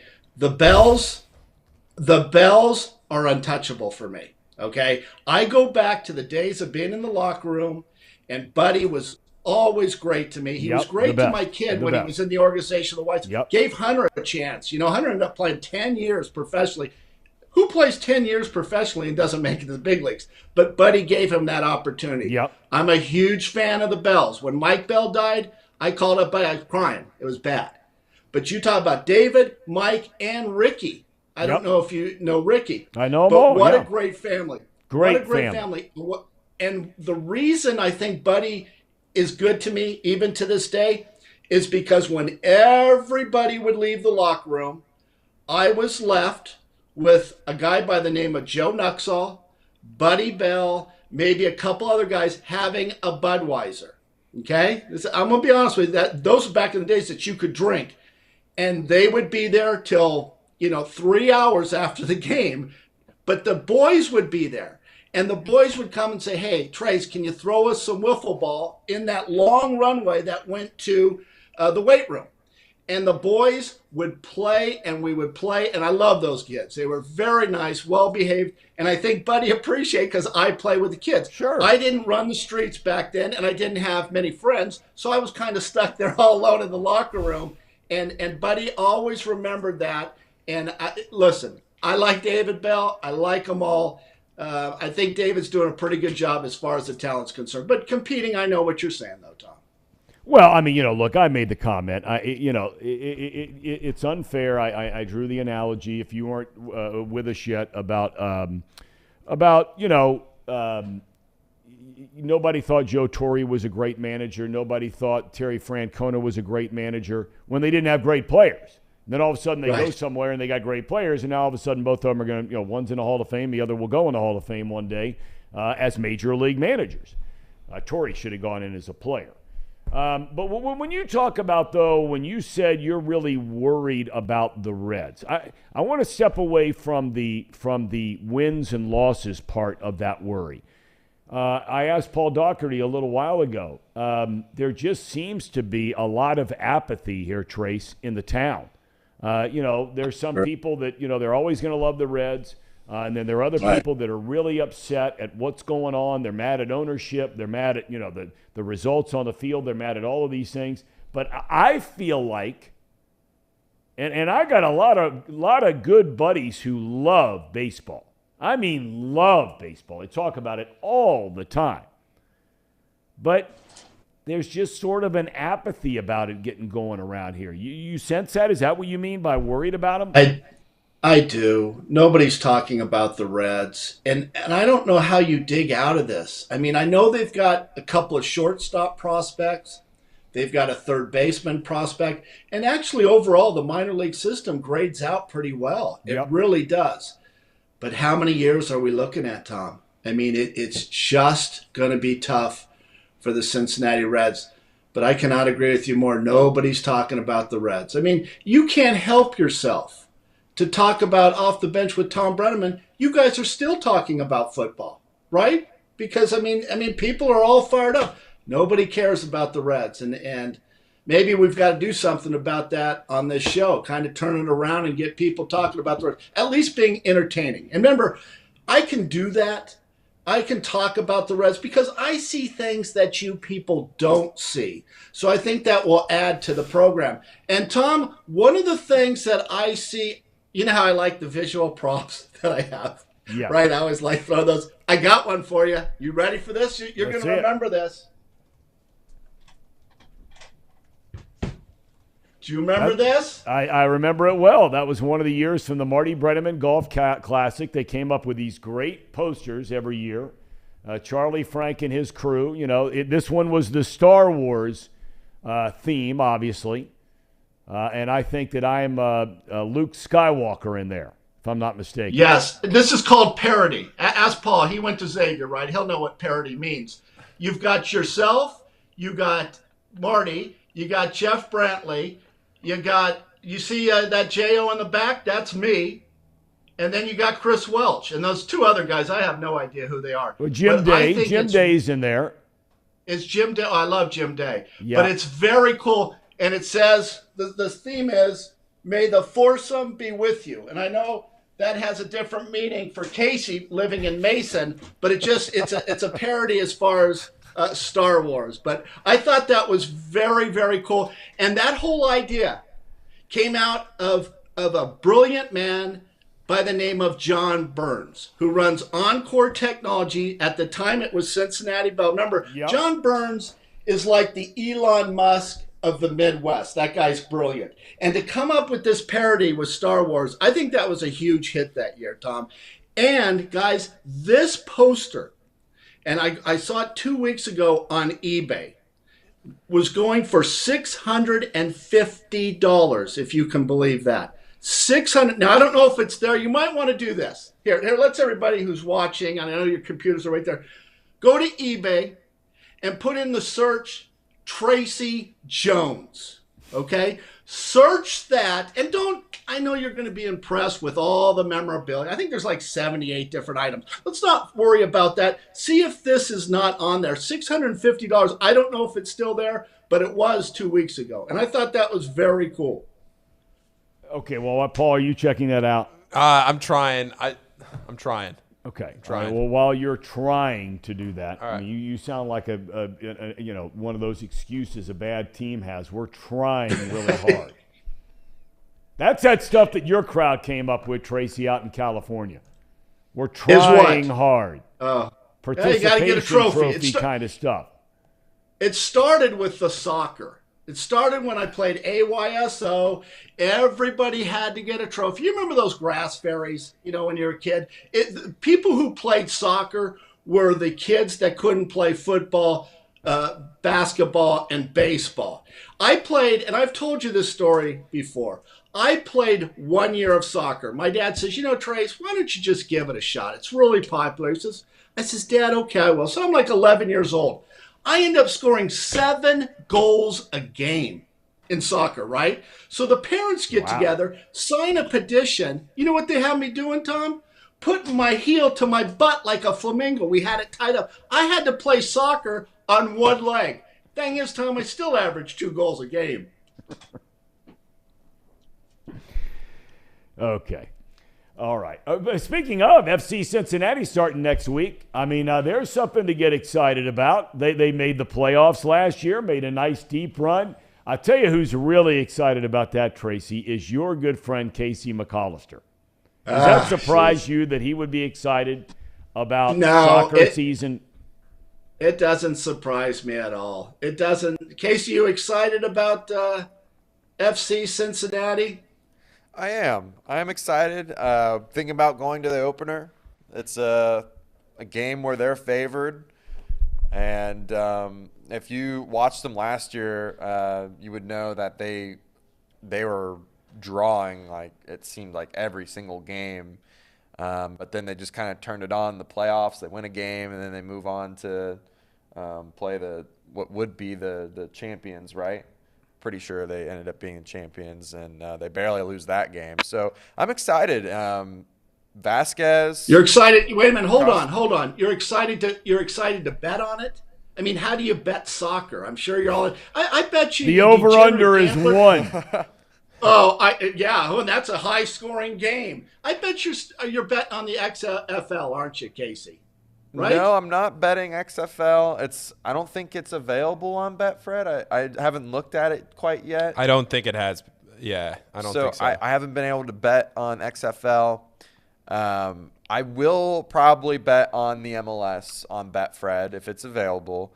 And, they actually – usually it's you pick a winner, but you can also pick for them to draw too. And the odds Can on you them imagine, drawing are Tracy, pretty good. betting on a sporting event where you're betting on a tie? I know. I mean, seriously. Yeah, I'd rather watch a draw. Don't knock it till you try it. It's electric. Boy, talking about a woke crowd. That's all I hear is that FC Cincinnati. That's a woke crowd that goes to those. Casey, just an observation. I don't agree with that statement. I'm going to take umbrage with that statement right there. Right. I don't buy that for a second. Although I think that it's Casey, probably a majority. Okay. Yeah. Casey, just an observation. Have you lost some weight? Because you look really, really good. You look fit and trim, getting ready for your wedding, aren't you, buddy? Yeah, I am getting ready for my wedding. There it is, Casey. I'm getting ready. Just getting everything situated, figured out. We're almost done. We're on the home stretch. Won't lie, it's feeling pretty good right now.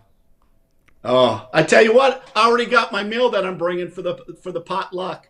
I've already got it. Danae and I talked about it. We're going to bring pot roast with some green beans, and we're going to bring a bottle of Boone's Farm because I want to make sure that all those ham and eggers feel at ease. I don't want them to feel intimidated when I walk in. Okay, but here's what, and this was Danae's idea, it wasn't mine. We're going to empty out the Boone's Farm bottle and put Dom Perignon in the bottle, make sure it's washed out. So we'll have something to drink, Thom. You, me, and Trace. We'll have something to drink. You're either drinking or eating. I'll be drinking that day. I mean, have you ever had Boone's Farm, Casey? No. Have you ever had MD 2020, Mad Dog, as it's called? Have you ever had that before? I've not. Not had either. Paul, have you ever had Mad Dog? No, I haven't. I've never tried. See, there's another difference in how you grow up, Tracer, right? I mean, come on. Boone's Farm, and especially MD 2020. How do you go through life and not experience MD 2020? When I had my problem, not drinking, but just I used to catch a lot of situations. I was rather a hothead. I was always looking for trouble.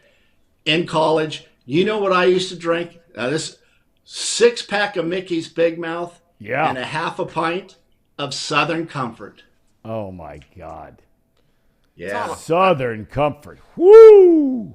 Oh, that's terrible. That stuff will light you up now. That is bad stuff, man. I mean, that is really bad. Have you guys had that? Oh, yeah. So Southern Comfort? Throw a little lime in there. That's not a bad. Oh, my God. It's not bad. That's like NyQuil. I'll tell you what. I would go out on a Saturday night, and I would have that. And then I'd have to play the next day, and we'd always have double headers. So I roll in. We got to play Cal State Fullerton. Cal State Fullerton one year had 13 players drafted. So I'm hungover, and this is embarrassing to say. I mean, I could hardly see. I don't know how I'm going to play. Had a horrible 2 games. I think I was like, 4 for 9 with a couple of stolen bases and some RBIs. But, yeah, that was a really bad game, and that was the last time I did it on a game before, a night before a big game. But it was a bad game. But players still to this day will bring that up. Bad couple of days, 4 out of 9. Couple stolen bases, probably 4 or 5 ribbies, right? Off weekend.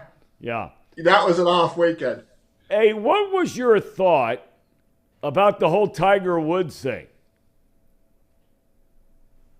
What was that? You mean the thing with Justin Thomas? I mean, are you living under a rock? Oh yeah, with the tampon. Yeah, that's fine. Have a little sense of humor. It's all right. No doubt. Right? Did you get upset over that?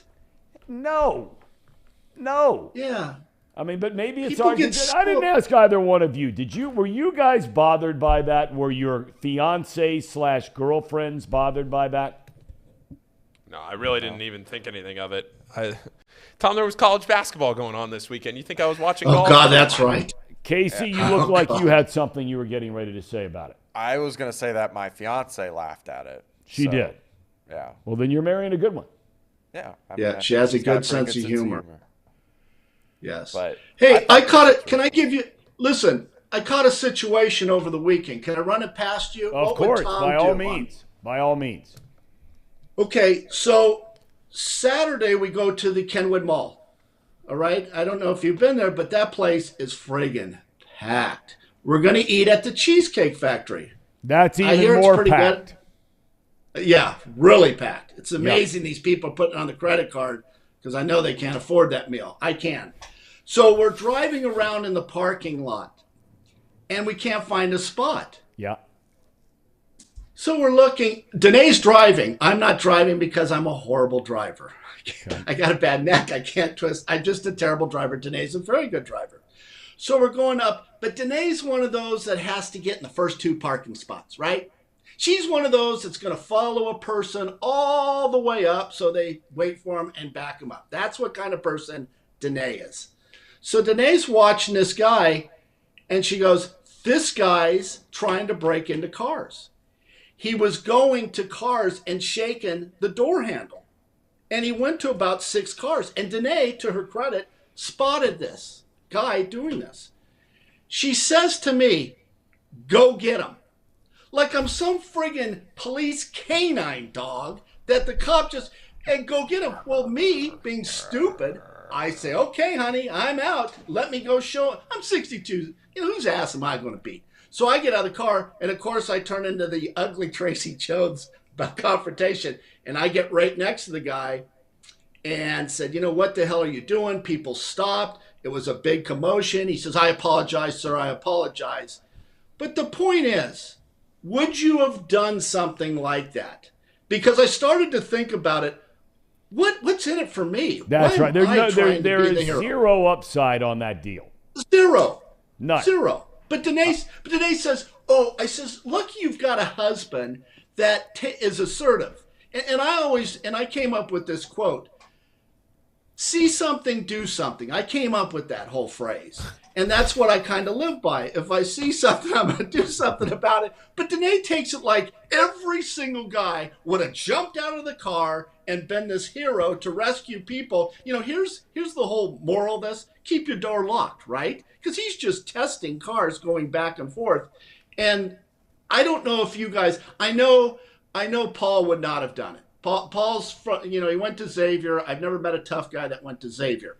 Thom, you were too busy chasing co-eds at whatever school you went. Casey looks like he's got a little bit of street in him. He might have confronted that guy. Casey? I got that dog in me.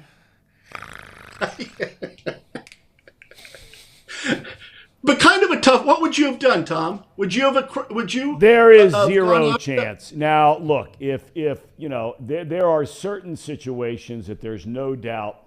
I mean, I am as capable as the next guy of just immediate snap, and then stuff happens, right? Right. So, I mean, if it was something that was directly taking place where someone was getting hurt, right? Right. If some guy's, attacking a woman or, trying to, God forbid, scoop up a child, and we see some of those videos, and stuff like that are out there on the news all the time. Absolutely. But some guy walking around a parking lot at Kenwood Mall, jiggling door handles, no chance. How about Danae? Go get him. Well, you're the guy that did it. Well, I know because I do what my wife tells me to do. If my wife tells me to jump, I say, how high? I mean, I'm one of those guys. I'll be like Casey and Paul. And you, Thom. If my wife says something, I move. And I just reacted, and I thought afterwards, that guy could have had a gun. That's right. And he could have shot me. That's right? Exactly right. It was none of my business. Now, see, I don't know if Paul is going to be that kind of a guy because, I mean, I have to give it up to him. And this topic came up a couple of weeks ago. I think it was Valentine's Day. Yeah. where, Casey was breaking out the new grill. You were doing something nice with Danae, I think, going to Walt's Hitching Post and getting the Tracy. Isn't there a steak over there named after you? Yes, the bone-in ribeye, the Tracy Jones, and everybody loves that. Best steak in town, Walt's Hitching Post. All right, so you went over to Walt's Hitching Post. I'm taking my bride out. But Paul had already told, told his gal, he says, listen, this is all about college basketball tonight. And that's exactly what we're doing. Yeah. And that's what you did. It is, yeah. So I think of the quartet here, you, me, Tracer, and the Ham and Eggers. I think Paul's the guy who, if she says, hey, get out of the car and go take care of this thing, he's saying, no chance. Well, there's no chance because that's not a long-term relationship. They've been together for 5 years. Paul is definitely on the prowl with that nice haircut, that nice tight haircut. Yeah, after the Taylor Swift concert, Paul's going to introduce us to his new girlfriend. Not Lizzie, someone else. She's become a loyal listener of your segment, Tracy, just so you know. That hair is starting to come back, by the way. I know. I was wondering if I should go back and get it cut. I was wondering if I should go back in next week. Well, I mean, we established, for those that weren't with us, I think one of the great, the bottom line is Lizzie's cousin, is that right? Yeah. Is the one who cut it. Yeah. So her intent by that haircut is to do what, Tracy? She wants to make Paul look so bad he couldn't pull any wool at a Taylor Swift concert. He'll be there sitting alone. He's going to get no phone numbers. With a haircut like that, Lizzie's okay. She's good to go for another couple years. All right. Do you think she'll wait a couple of more years, Paul, for you to finally say, honey? Oh, we got to hit a few parlays or something, make something work. Tracer, you think she's waiting? She's been waiting already 5 years. You thinking about getting her a ring? What? I mean, you got to put a ring on it sooner or later, I think. I mean, eventually down the line, but we gotta save some coin. Hold on. 5 years is down the line, buddy. 5 years, but we were 20. 5 years from 21 to 26 is different than 5 years from 32 to 37. It's just a number, Paul. Come on. Don't quit making up excuses. Quit making up excuses. It's extreme. Look at Casey's an honorable guy. I mean, his marriage isn't going to last because he's a degenerate gambler, but still, at least he's making the effort, right? Yeah. Casey? The courtesy, yeah. I'm just humoring her, Paul needs a car first, Tracer, before he worries about getting married. When he gets in the car every single day, he's wondering, is that car going to make it here to Chatterbox Sports? That's true. That is an actual true statement, yes. I thought we were getting you that Hummer. Oh, yeah. Reed pitched me a 2003 Hummer yesterday. Really fits Speaking my style, of a Hummer, Kate. Yeah, I've got. Listen, a car is. Tom's telling me to slow down. The car's very overrated. When you have someone, I drove, and I told you this, a '74 Datsun truck making $150,000. $150,000. I'm driving a '74 Datsun truck with 143,000 miles on it. I went because I had a hot date. My girlfriend and I were on the outs. I went and bought a brand new Corvette. $32,000 at the time. That's very expensive. Yeah. Epsilon rims, pearl paint. The girl that I took out that night, and I paid cash and was out. Right? I came in. Took me a half hour. I was dressed like this, dressed like a bum as always, and it took a half hour for the salesperson to come and say, "What would you like?" I'll take that car. It was the number one car on their showroom. Beautiful Corvette, right? Inside Manhattan Beach, Tom. So you know it's high end. No doubt. Paid cash. I bought it on Monday, had my date on Friday night. I drove up to the girl's house trying to impress her. She looked at my car and she said to me, "I like BMWs better." That girl is in that room right over there. That was Danae. if you can believe it. I told her I was this close to getting rid of her ass when she did that. I mean, we ended up, going our separate ways. But what person? I like BMWs better. What would you have done, Thom? That's only something you're going to hear from a California girl, Trace. Maybe New York City girl. Right? Yeah. Or San Francisco, the maybe, the high cotton areas out there around Palo Alto. That's the only places, Southern California, the only places you wouldn't hear that in Cincinnati, Ohio, brother. No. And that's what I love about Danae. She's shallow like I am. So we get along very well. A person, and I got to tell you this, Danae's stepdad, she would kill me if I told you guys, but I'm going to tell you. Her stepdad is worth like $100 million. He lived right next to Danny Manning, the basketball player. You know Danny Manning? Yeah. From Kansas? Sure. Yeah, lived right next to him in Manhattan Beach. So she's got that taste, that high-end taste that I didn't have.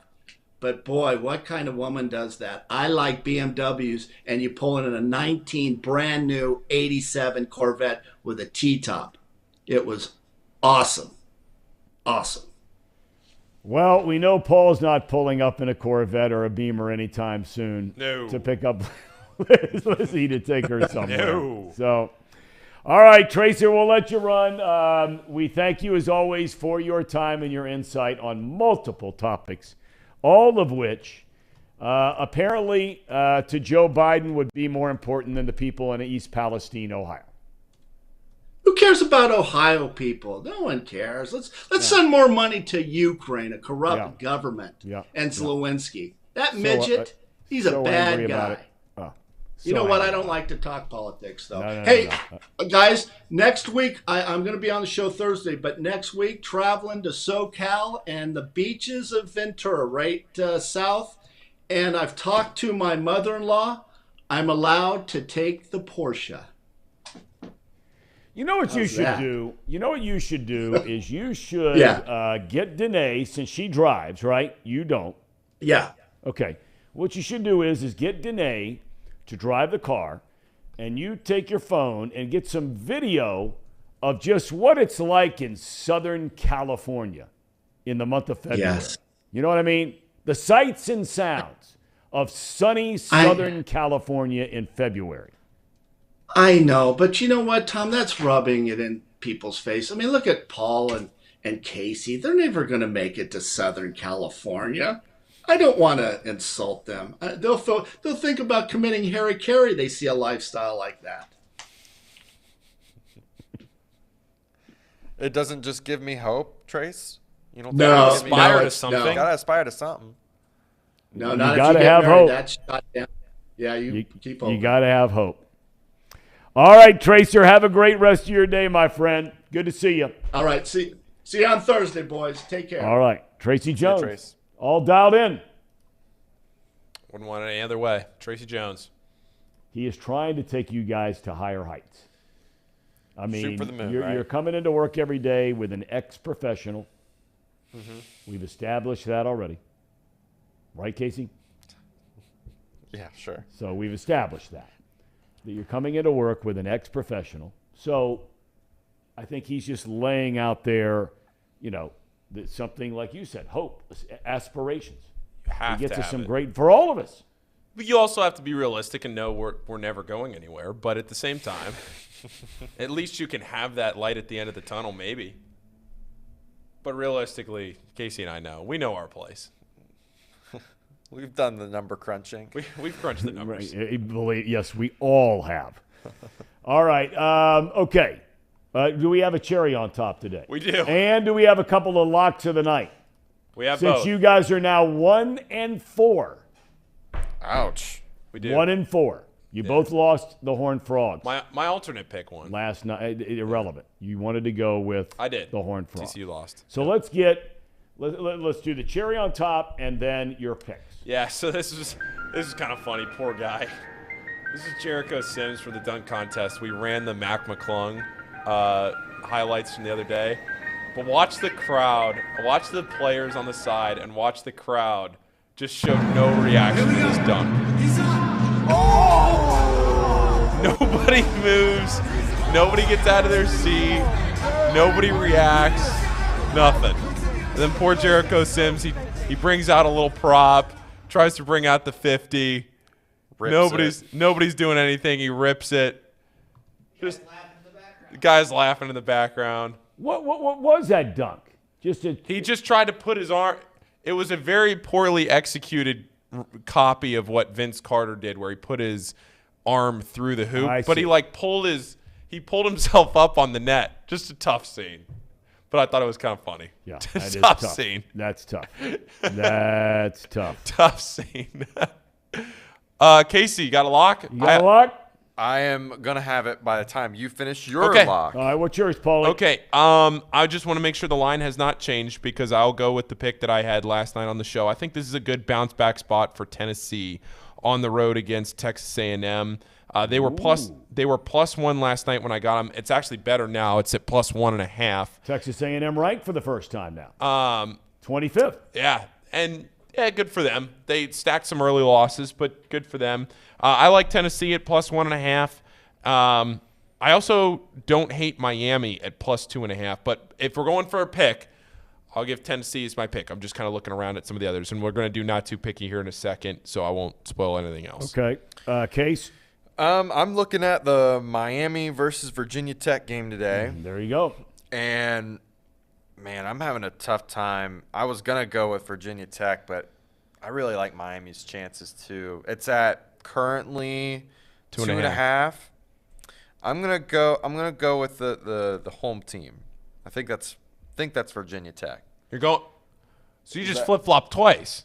You said you like Tech, then you were like, I don't know, bad spot. So is this a lock or is this just like a lean? This is called flipping coin. This is more of a lean. I'm going to go with the home team, Virginia Tech. I just like the game a lot, though. I think this is going to be a good game to watch. Tonight, again, just to wrap that, just to put a bow on it, tonight is going to be an unbelievable night of college basketball. Tons of good games. And you will be at the Cintas Center on the campus of Xavier University. I will. 6:30, first game of the night. 6:30 tip-off. Yep. Xavier v. Villanova. Tomorrow, we mentioned Chris Sabo is our big interview. We'll have Marty Brennaman, the Hall of Famer, early. So we'll be talking a lot of baseball tomorrow. And then Chris Sabo and walk through his career and what he's up to now. We're very much looking forward to it. Thank all of you for being with us. Casey, Paul, Brandon chipped in today. Yep. Nice to have everybody. And thank all of you for joining us. We'll see you tomorrow on Off the Bench, presented by United Dairy Farmers. Have a great day. Paul's coming right up. At United Dairy Farmers, we've perfected freshness in our family bakery, where we use only the finest ingredients, like thick, high-quality glazes on our signature donuts, before delivering them fresh from bakery to store every day. UDF, made for you. If your AC or furnace is struggling, turn to the experts at Bartell's Heating and Cooling. Their certified technicians get the job done right the first time, and if you need a new unit, Bartell's will give you upfront pricing with no hidden fees. Plus, ask about Bartell's 0% interest financing for 60 months. Learn more at bartellsheatingandcooling.com. Bartell's Heating and Cooling, for a comfortable way of life. Eli's Sports Bar and Grill, proudly sponsoring high school football with 3 locations in Mason, Liberty Township, and Ross, Ohio. Our 10-foot screens guarantee a great view from every seat in the house. Eli's Sports Bar and Grill, the best place in Cincinnati for sports, food, and fun.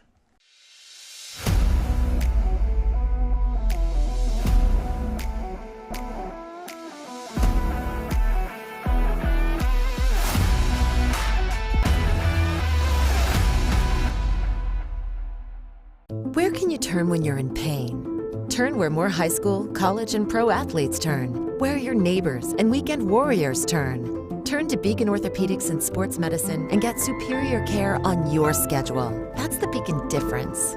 Check out our fresh arrivals at Jake Sweeney Used Cars. Over 250 used vehicles weekly. All makes, all models. From economy to luxury, Jake Sweeney, the original used car superstore.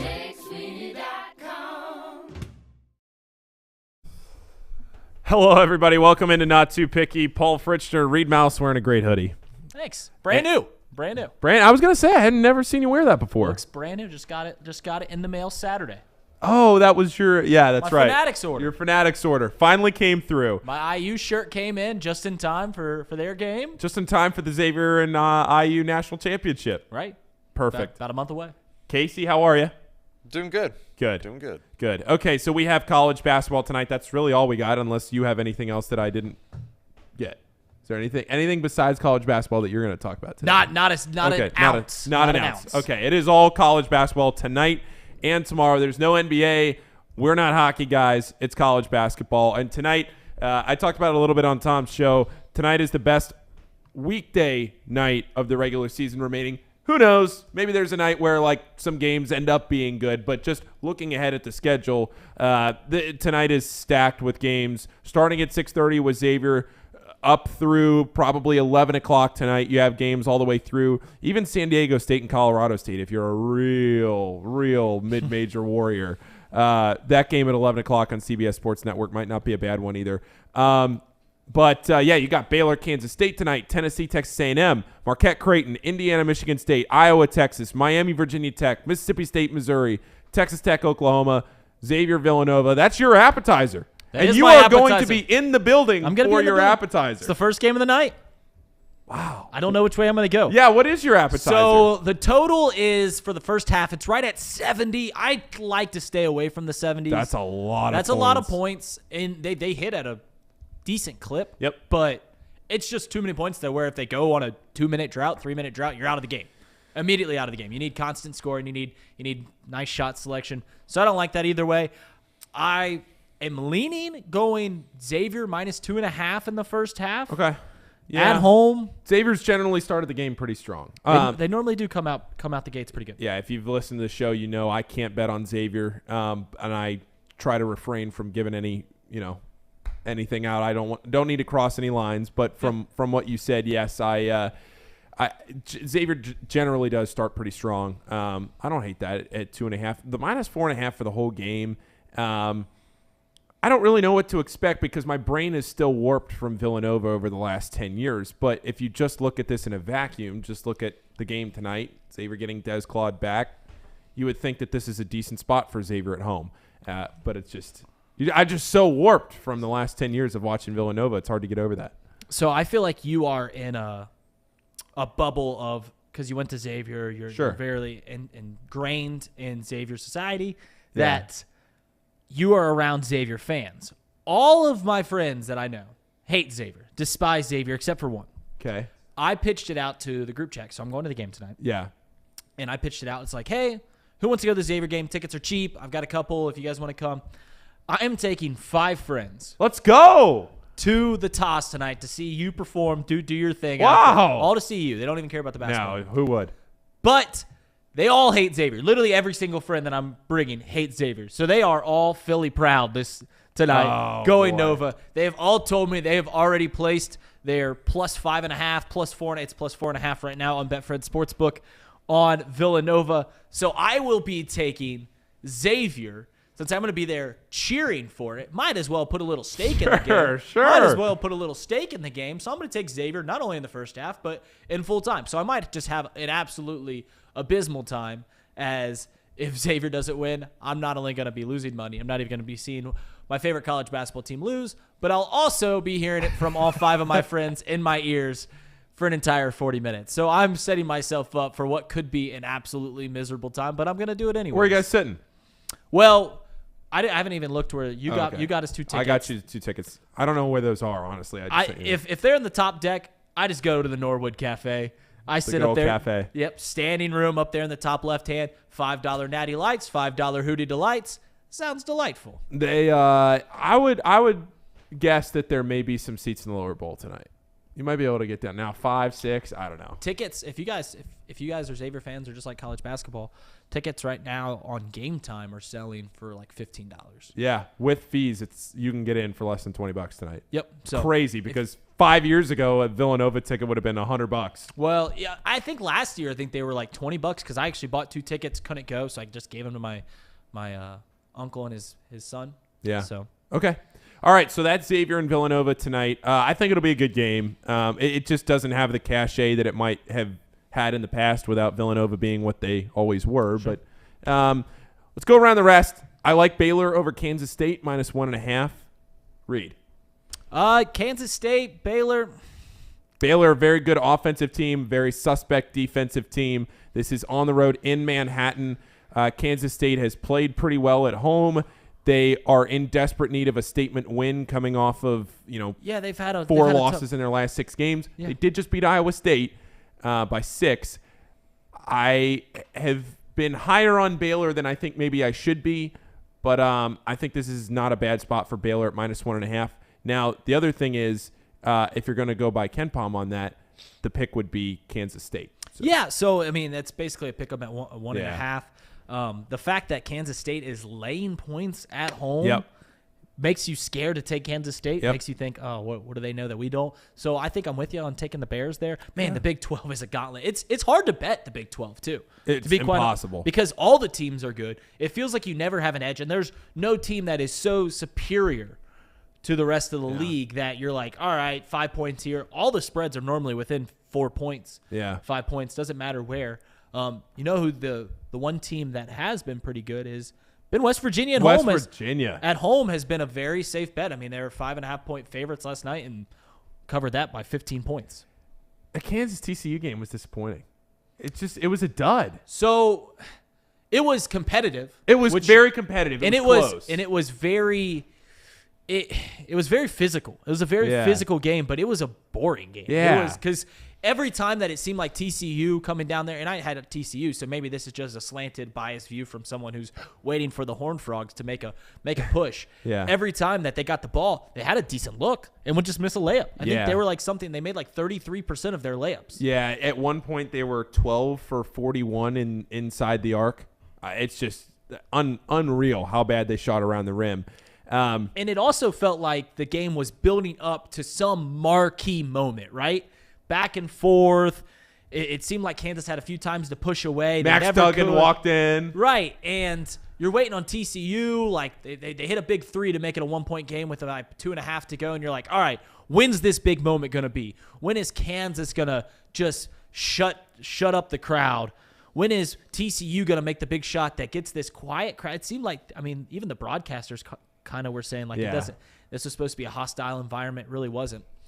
And it just never happened. And it just went out on a whimper. Well, and Fran Fraschilla made the point with about a minute left where TCU was right in the game. They had the ball. They were down 3 or 4, and they had the ball to tie the – they were down 3, had the ball to tie the game, and at one point were down 4. But it felt like they were down 12. They just couldn't score. It was just a rock fight. If you like defense. Do you like Boog on the call? Do you like Boog? Yeah.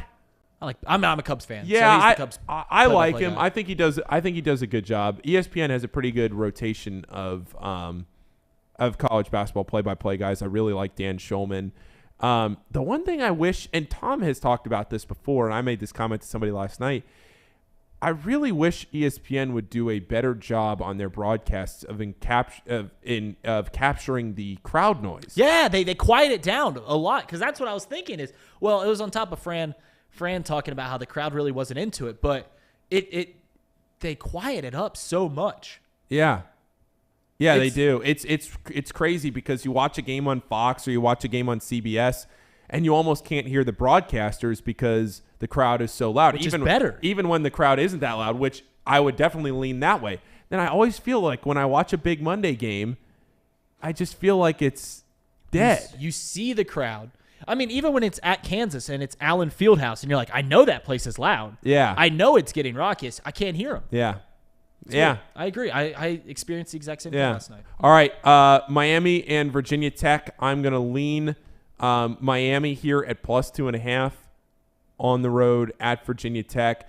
Virginia Tech was a flash in the pan a few weeks ago. They beat UVA at home, but Tech's not going to make the tournament. They're 6-10 in the ACC. They have a loss to Boston College. They have a loss to Georgia Tech. They already lost to Miami once this season. That was on the road, but it was a fairly good game. I'm going to lean Miami with the points. Yeah, I really haven't watched a whole lot of Miami or Virginia Tech, so I don't have a play anything. Okay. What sits out to me is that you're going to get Miami, who's a superior team, at +125 on the money line. Sure. I mean, if you're going to sprinkle something, maybe put that in a parlay if you're going to throw it together. But I don't like the over 150 points, 153.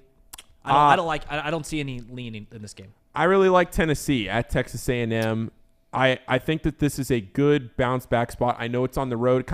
it checks a lot of the boxes of a game that you shouldn't like in the sense of just like from a fan or covering the sport perspective. From a gambling perspective, though, it is a Texas A&M team that has won 5 games in a row, including their last 2 over Arkansas and Missouri. And it is a Tennessee team that, on the flip side, just lost to Kentucky this past weekend, has had a lot of trouble scoring the ball. They got that 9-point win over Alabama, but besides that, it's been a rough go of it. Even their win over Auburn a couple of weeks ago on February 4th was a terrible game, 46-43. Yeah. I'm not going to pick this Tennessee team to go very far in the tournament, but I'm not sure that Texas A&M is all that much to write a home about either. They're 12-2 in the SEC, but I am just not sold on Texas A&M right now. I know they're 25th in the polls. I don't read much into that either. I'll take Tennessee with the 1.5 in College Station. Yeah, this seems like, I mean, you're patrolling the floor. You see a little piece of cheese right next to a spring, right? I mean, you're like, this seems like a trap. I mean, Tennessee needs a win. I mean, they've been playing bad. They just got blown out on the road against UK. Texas A&M is not as good as Tennessee. They're playing better currently, but they're at home, favorite. You said you like Tennessee. I'm not going to steer your thunder. If I'm going to bet this game, which I think I am, I'm going to go Texas A&M. I just like the way it's setting up for Vegas. I mean, you could look at the old trusty system, and all the money's on Tennessee right now. Oh, is but it? Okay. Logically, it makes sense to bet Tennessee. They need a win. Yeah. They're getting points. Why not? Interesting. The system's on A&M? It's saying to take A&M. Really? All the money's on Tennessee. Okay. All right. Yeah, I didn't look at that. I was just kind of looking at the way that Tennessee had set themselves up for this one. Looking down at the rest of the night, Creighton and Marquette, I don't have a play in this game. Yeah. What I maybe would do is the total's at 146. I like that to go over. Over. Yeah. Yeah, I like that to go over. I really like that play. Yeah, I love that game to go over. I also, if you're going to do like a 2 or 3 leg money line parlay, maybe throw Creighton in that. But Creighton at -5.5 in a game that essentially could decide the Big East title. These are the 2 best teams in the Big East. Yeah, I'm not so sold on Marquette. But yes, I think Creighton is. I think Creighton will win the league. Providence, I don't have any faith in them when they can't play at home. They go on the road or play at a neutral site, so I don't think they're going to have a great tournament run or anything like that. Xavier with Zach Freemantle in the lineup are just as competitive as these 2 teams, but when it comes down to it, we thought Creighton was the best team in the Big East before the season. They lose Kalkbrenner and have a slide right there, right in the middle of the season. Ever since he's come back, they've been a wagon. Yeah. And then Marquette has shown nothing but to be the top of the Big East. Yeah. So these, in my opinion, you follow it closer. These are the 2 best teams in the Big East. Yeah, I would probably say so, especially Marquette. They've gotten better defensively lately. But yeah, I mean, Golden Eagles only have 3 losses in conference play. One of them was a double overtime loss to Providence back in December it was the Dunk. Now it's the Amp. Anything else tonight, Reed, that we're looking at? Well, the 9 o'clock game. So there's Indiana is on the road against Michigan State. Yep. They're laying 3 points. Yep. It's the classic thing that everyone's starting to hop on, which is an unranked team being favored at home against a ranked team. And I still think I like Indiana here. Okay. I mean, obviously I'm a fan, but Michigan State, I've watched them play, and they haven't been anything good. I think there's also a sentimental moment for Michigan State because of what happened, the tragedy that happens, and I think this is their first home game. Yeah, there's going to be a lot of juice in that arena for Michigan State. That being said, I still think Indiana's the better team. One bet that I love, Betfred doesn't have their player props out yet for college. But I've looked at some other markets. Betfred will put this out later in the evening. Trace Jackson Davis over on rebounds is set at 10.5. Okay. He averages on the road 14.5 rebounds. And I think Michigan State doesn't shoot very well. No. So they don't shoot very well. He's going to get a lot of opportunities for rebounds. I think the juice is right around 130. Okay. I think that might be my lock of the night. And Trace Jackson Davis getting over 10.5. So if I'm going to make a strongest play, it'll be for him to get at least 11 rebounds. 2 more at 9 o'clock. Iowa State and Texas. Again, that's a 7-point spread. It's weird. You don't see that much in the Big 12 like you were talking about earlier.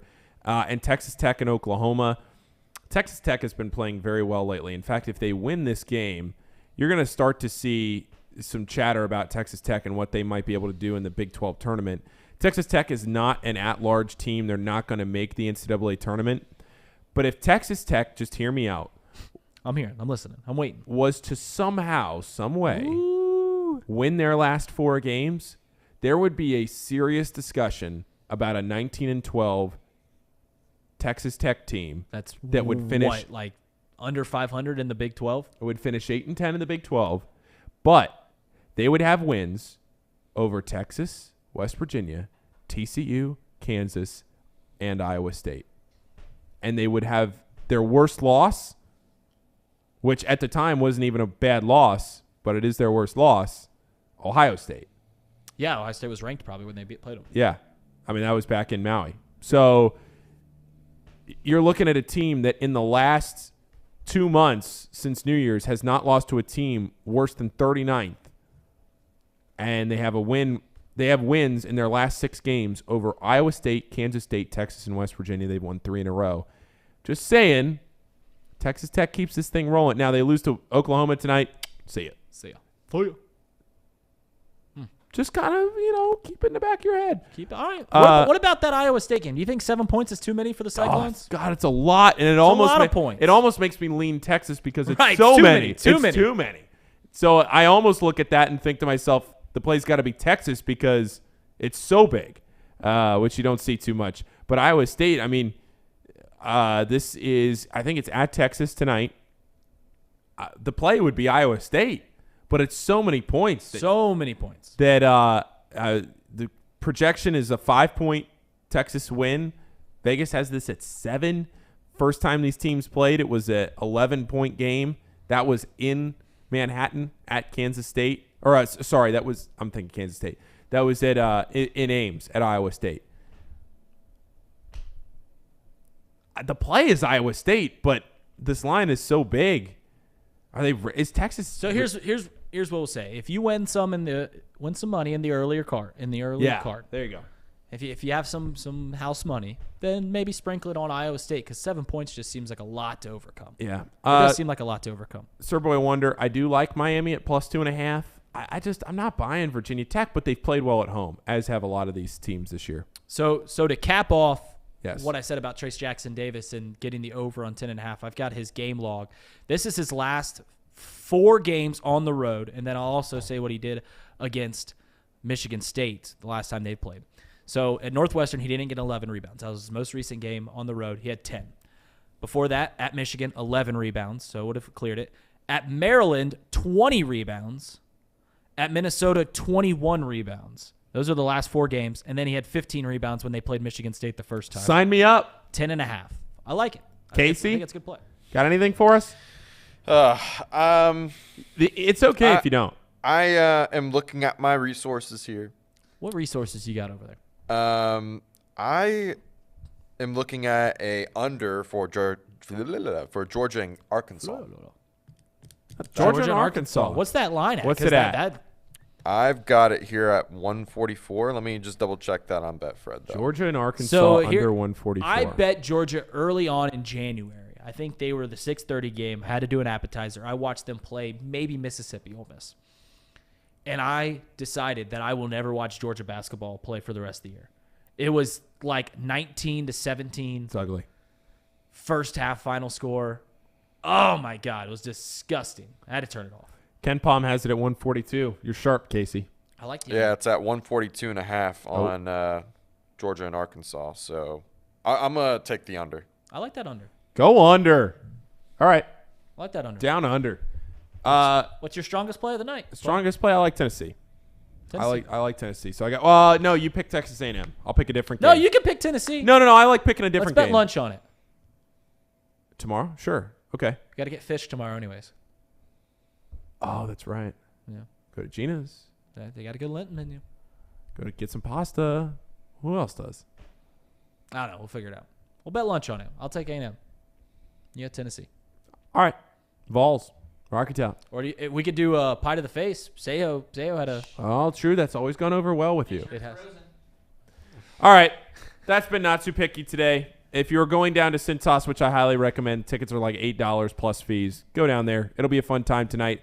most affordable game left because I'm sure the Butler game will be sold out. So if you want to go down to Cintas, good team. Have some fun. Let's have some fun down there. Let's go. Yeah. All right. Thanks, everybody. We'll see you on Thursday. Thank you, Betfred Sportsbook. This has been Not Too Picky, presented by Betfred. See you on Thursday.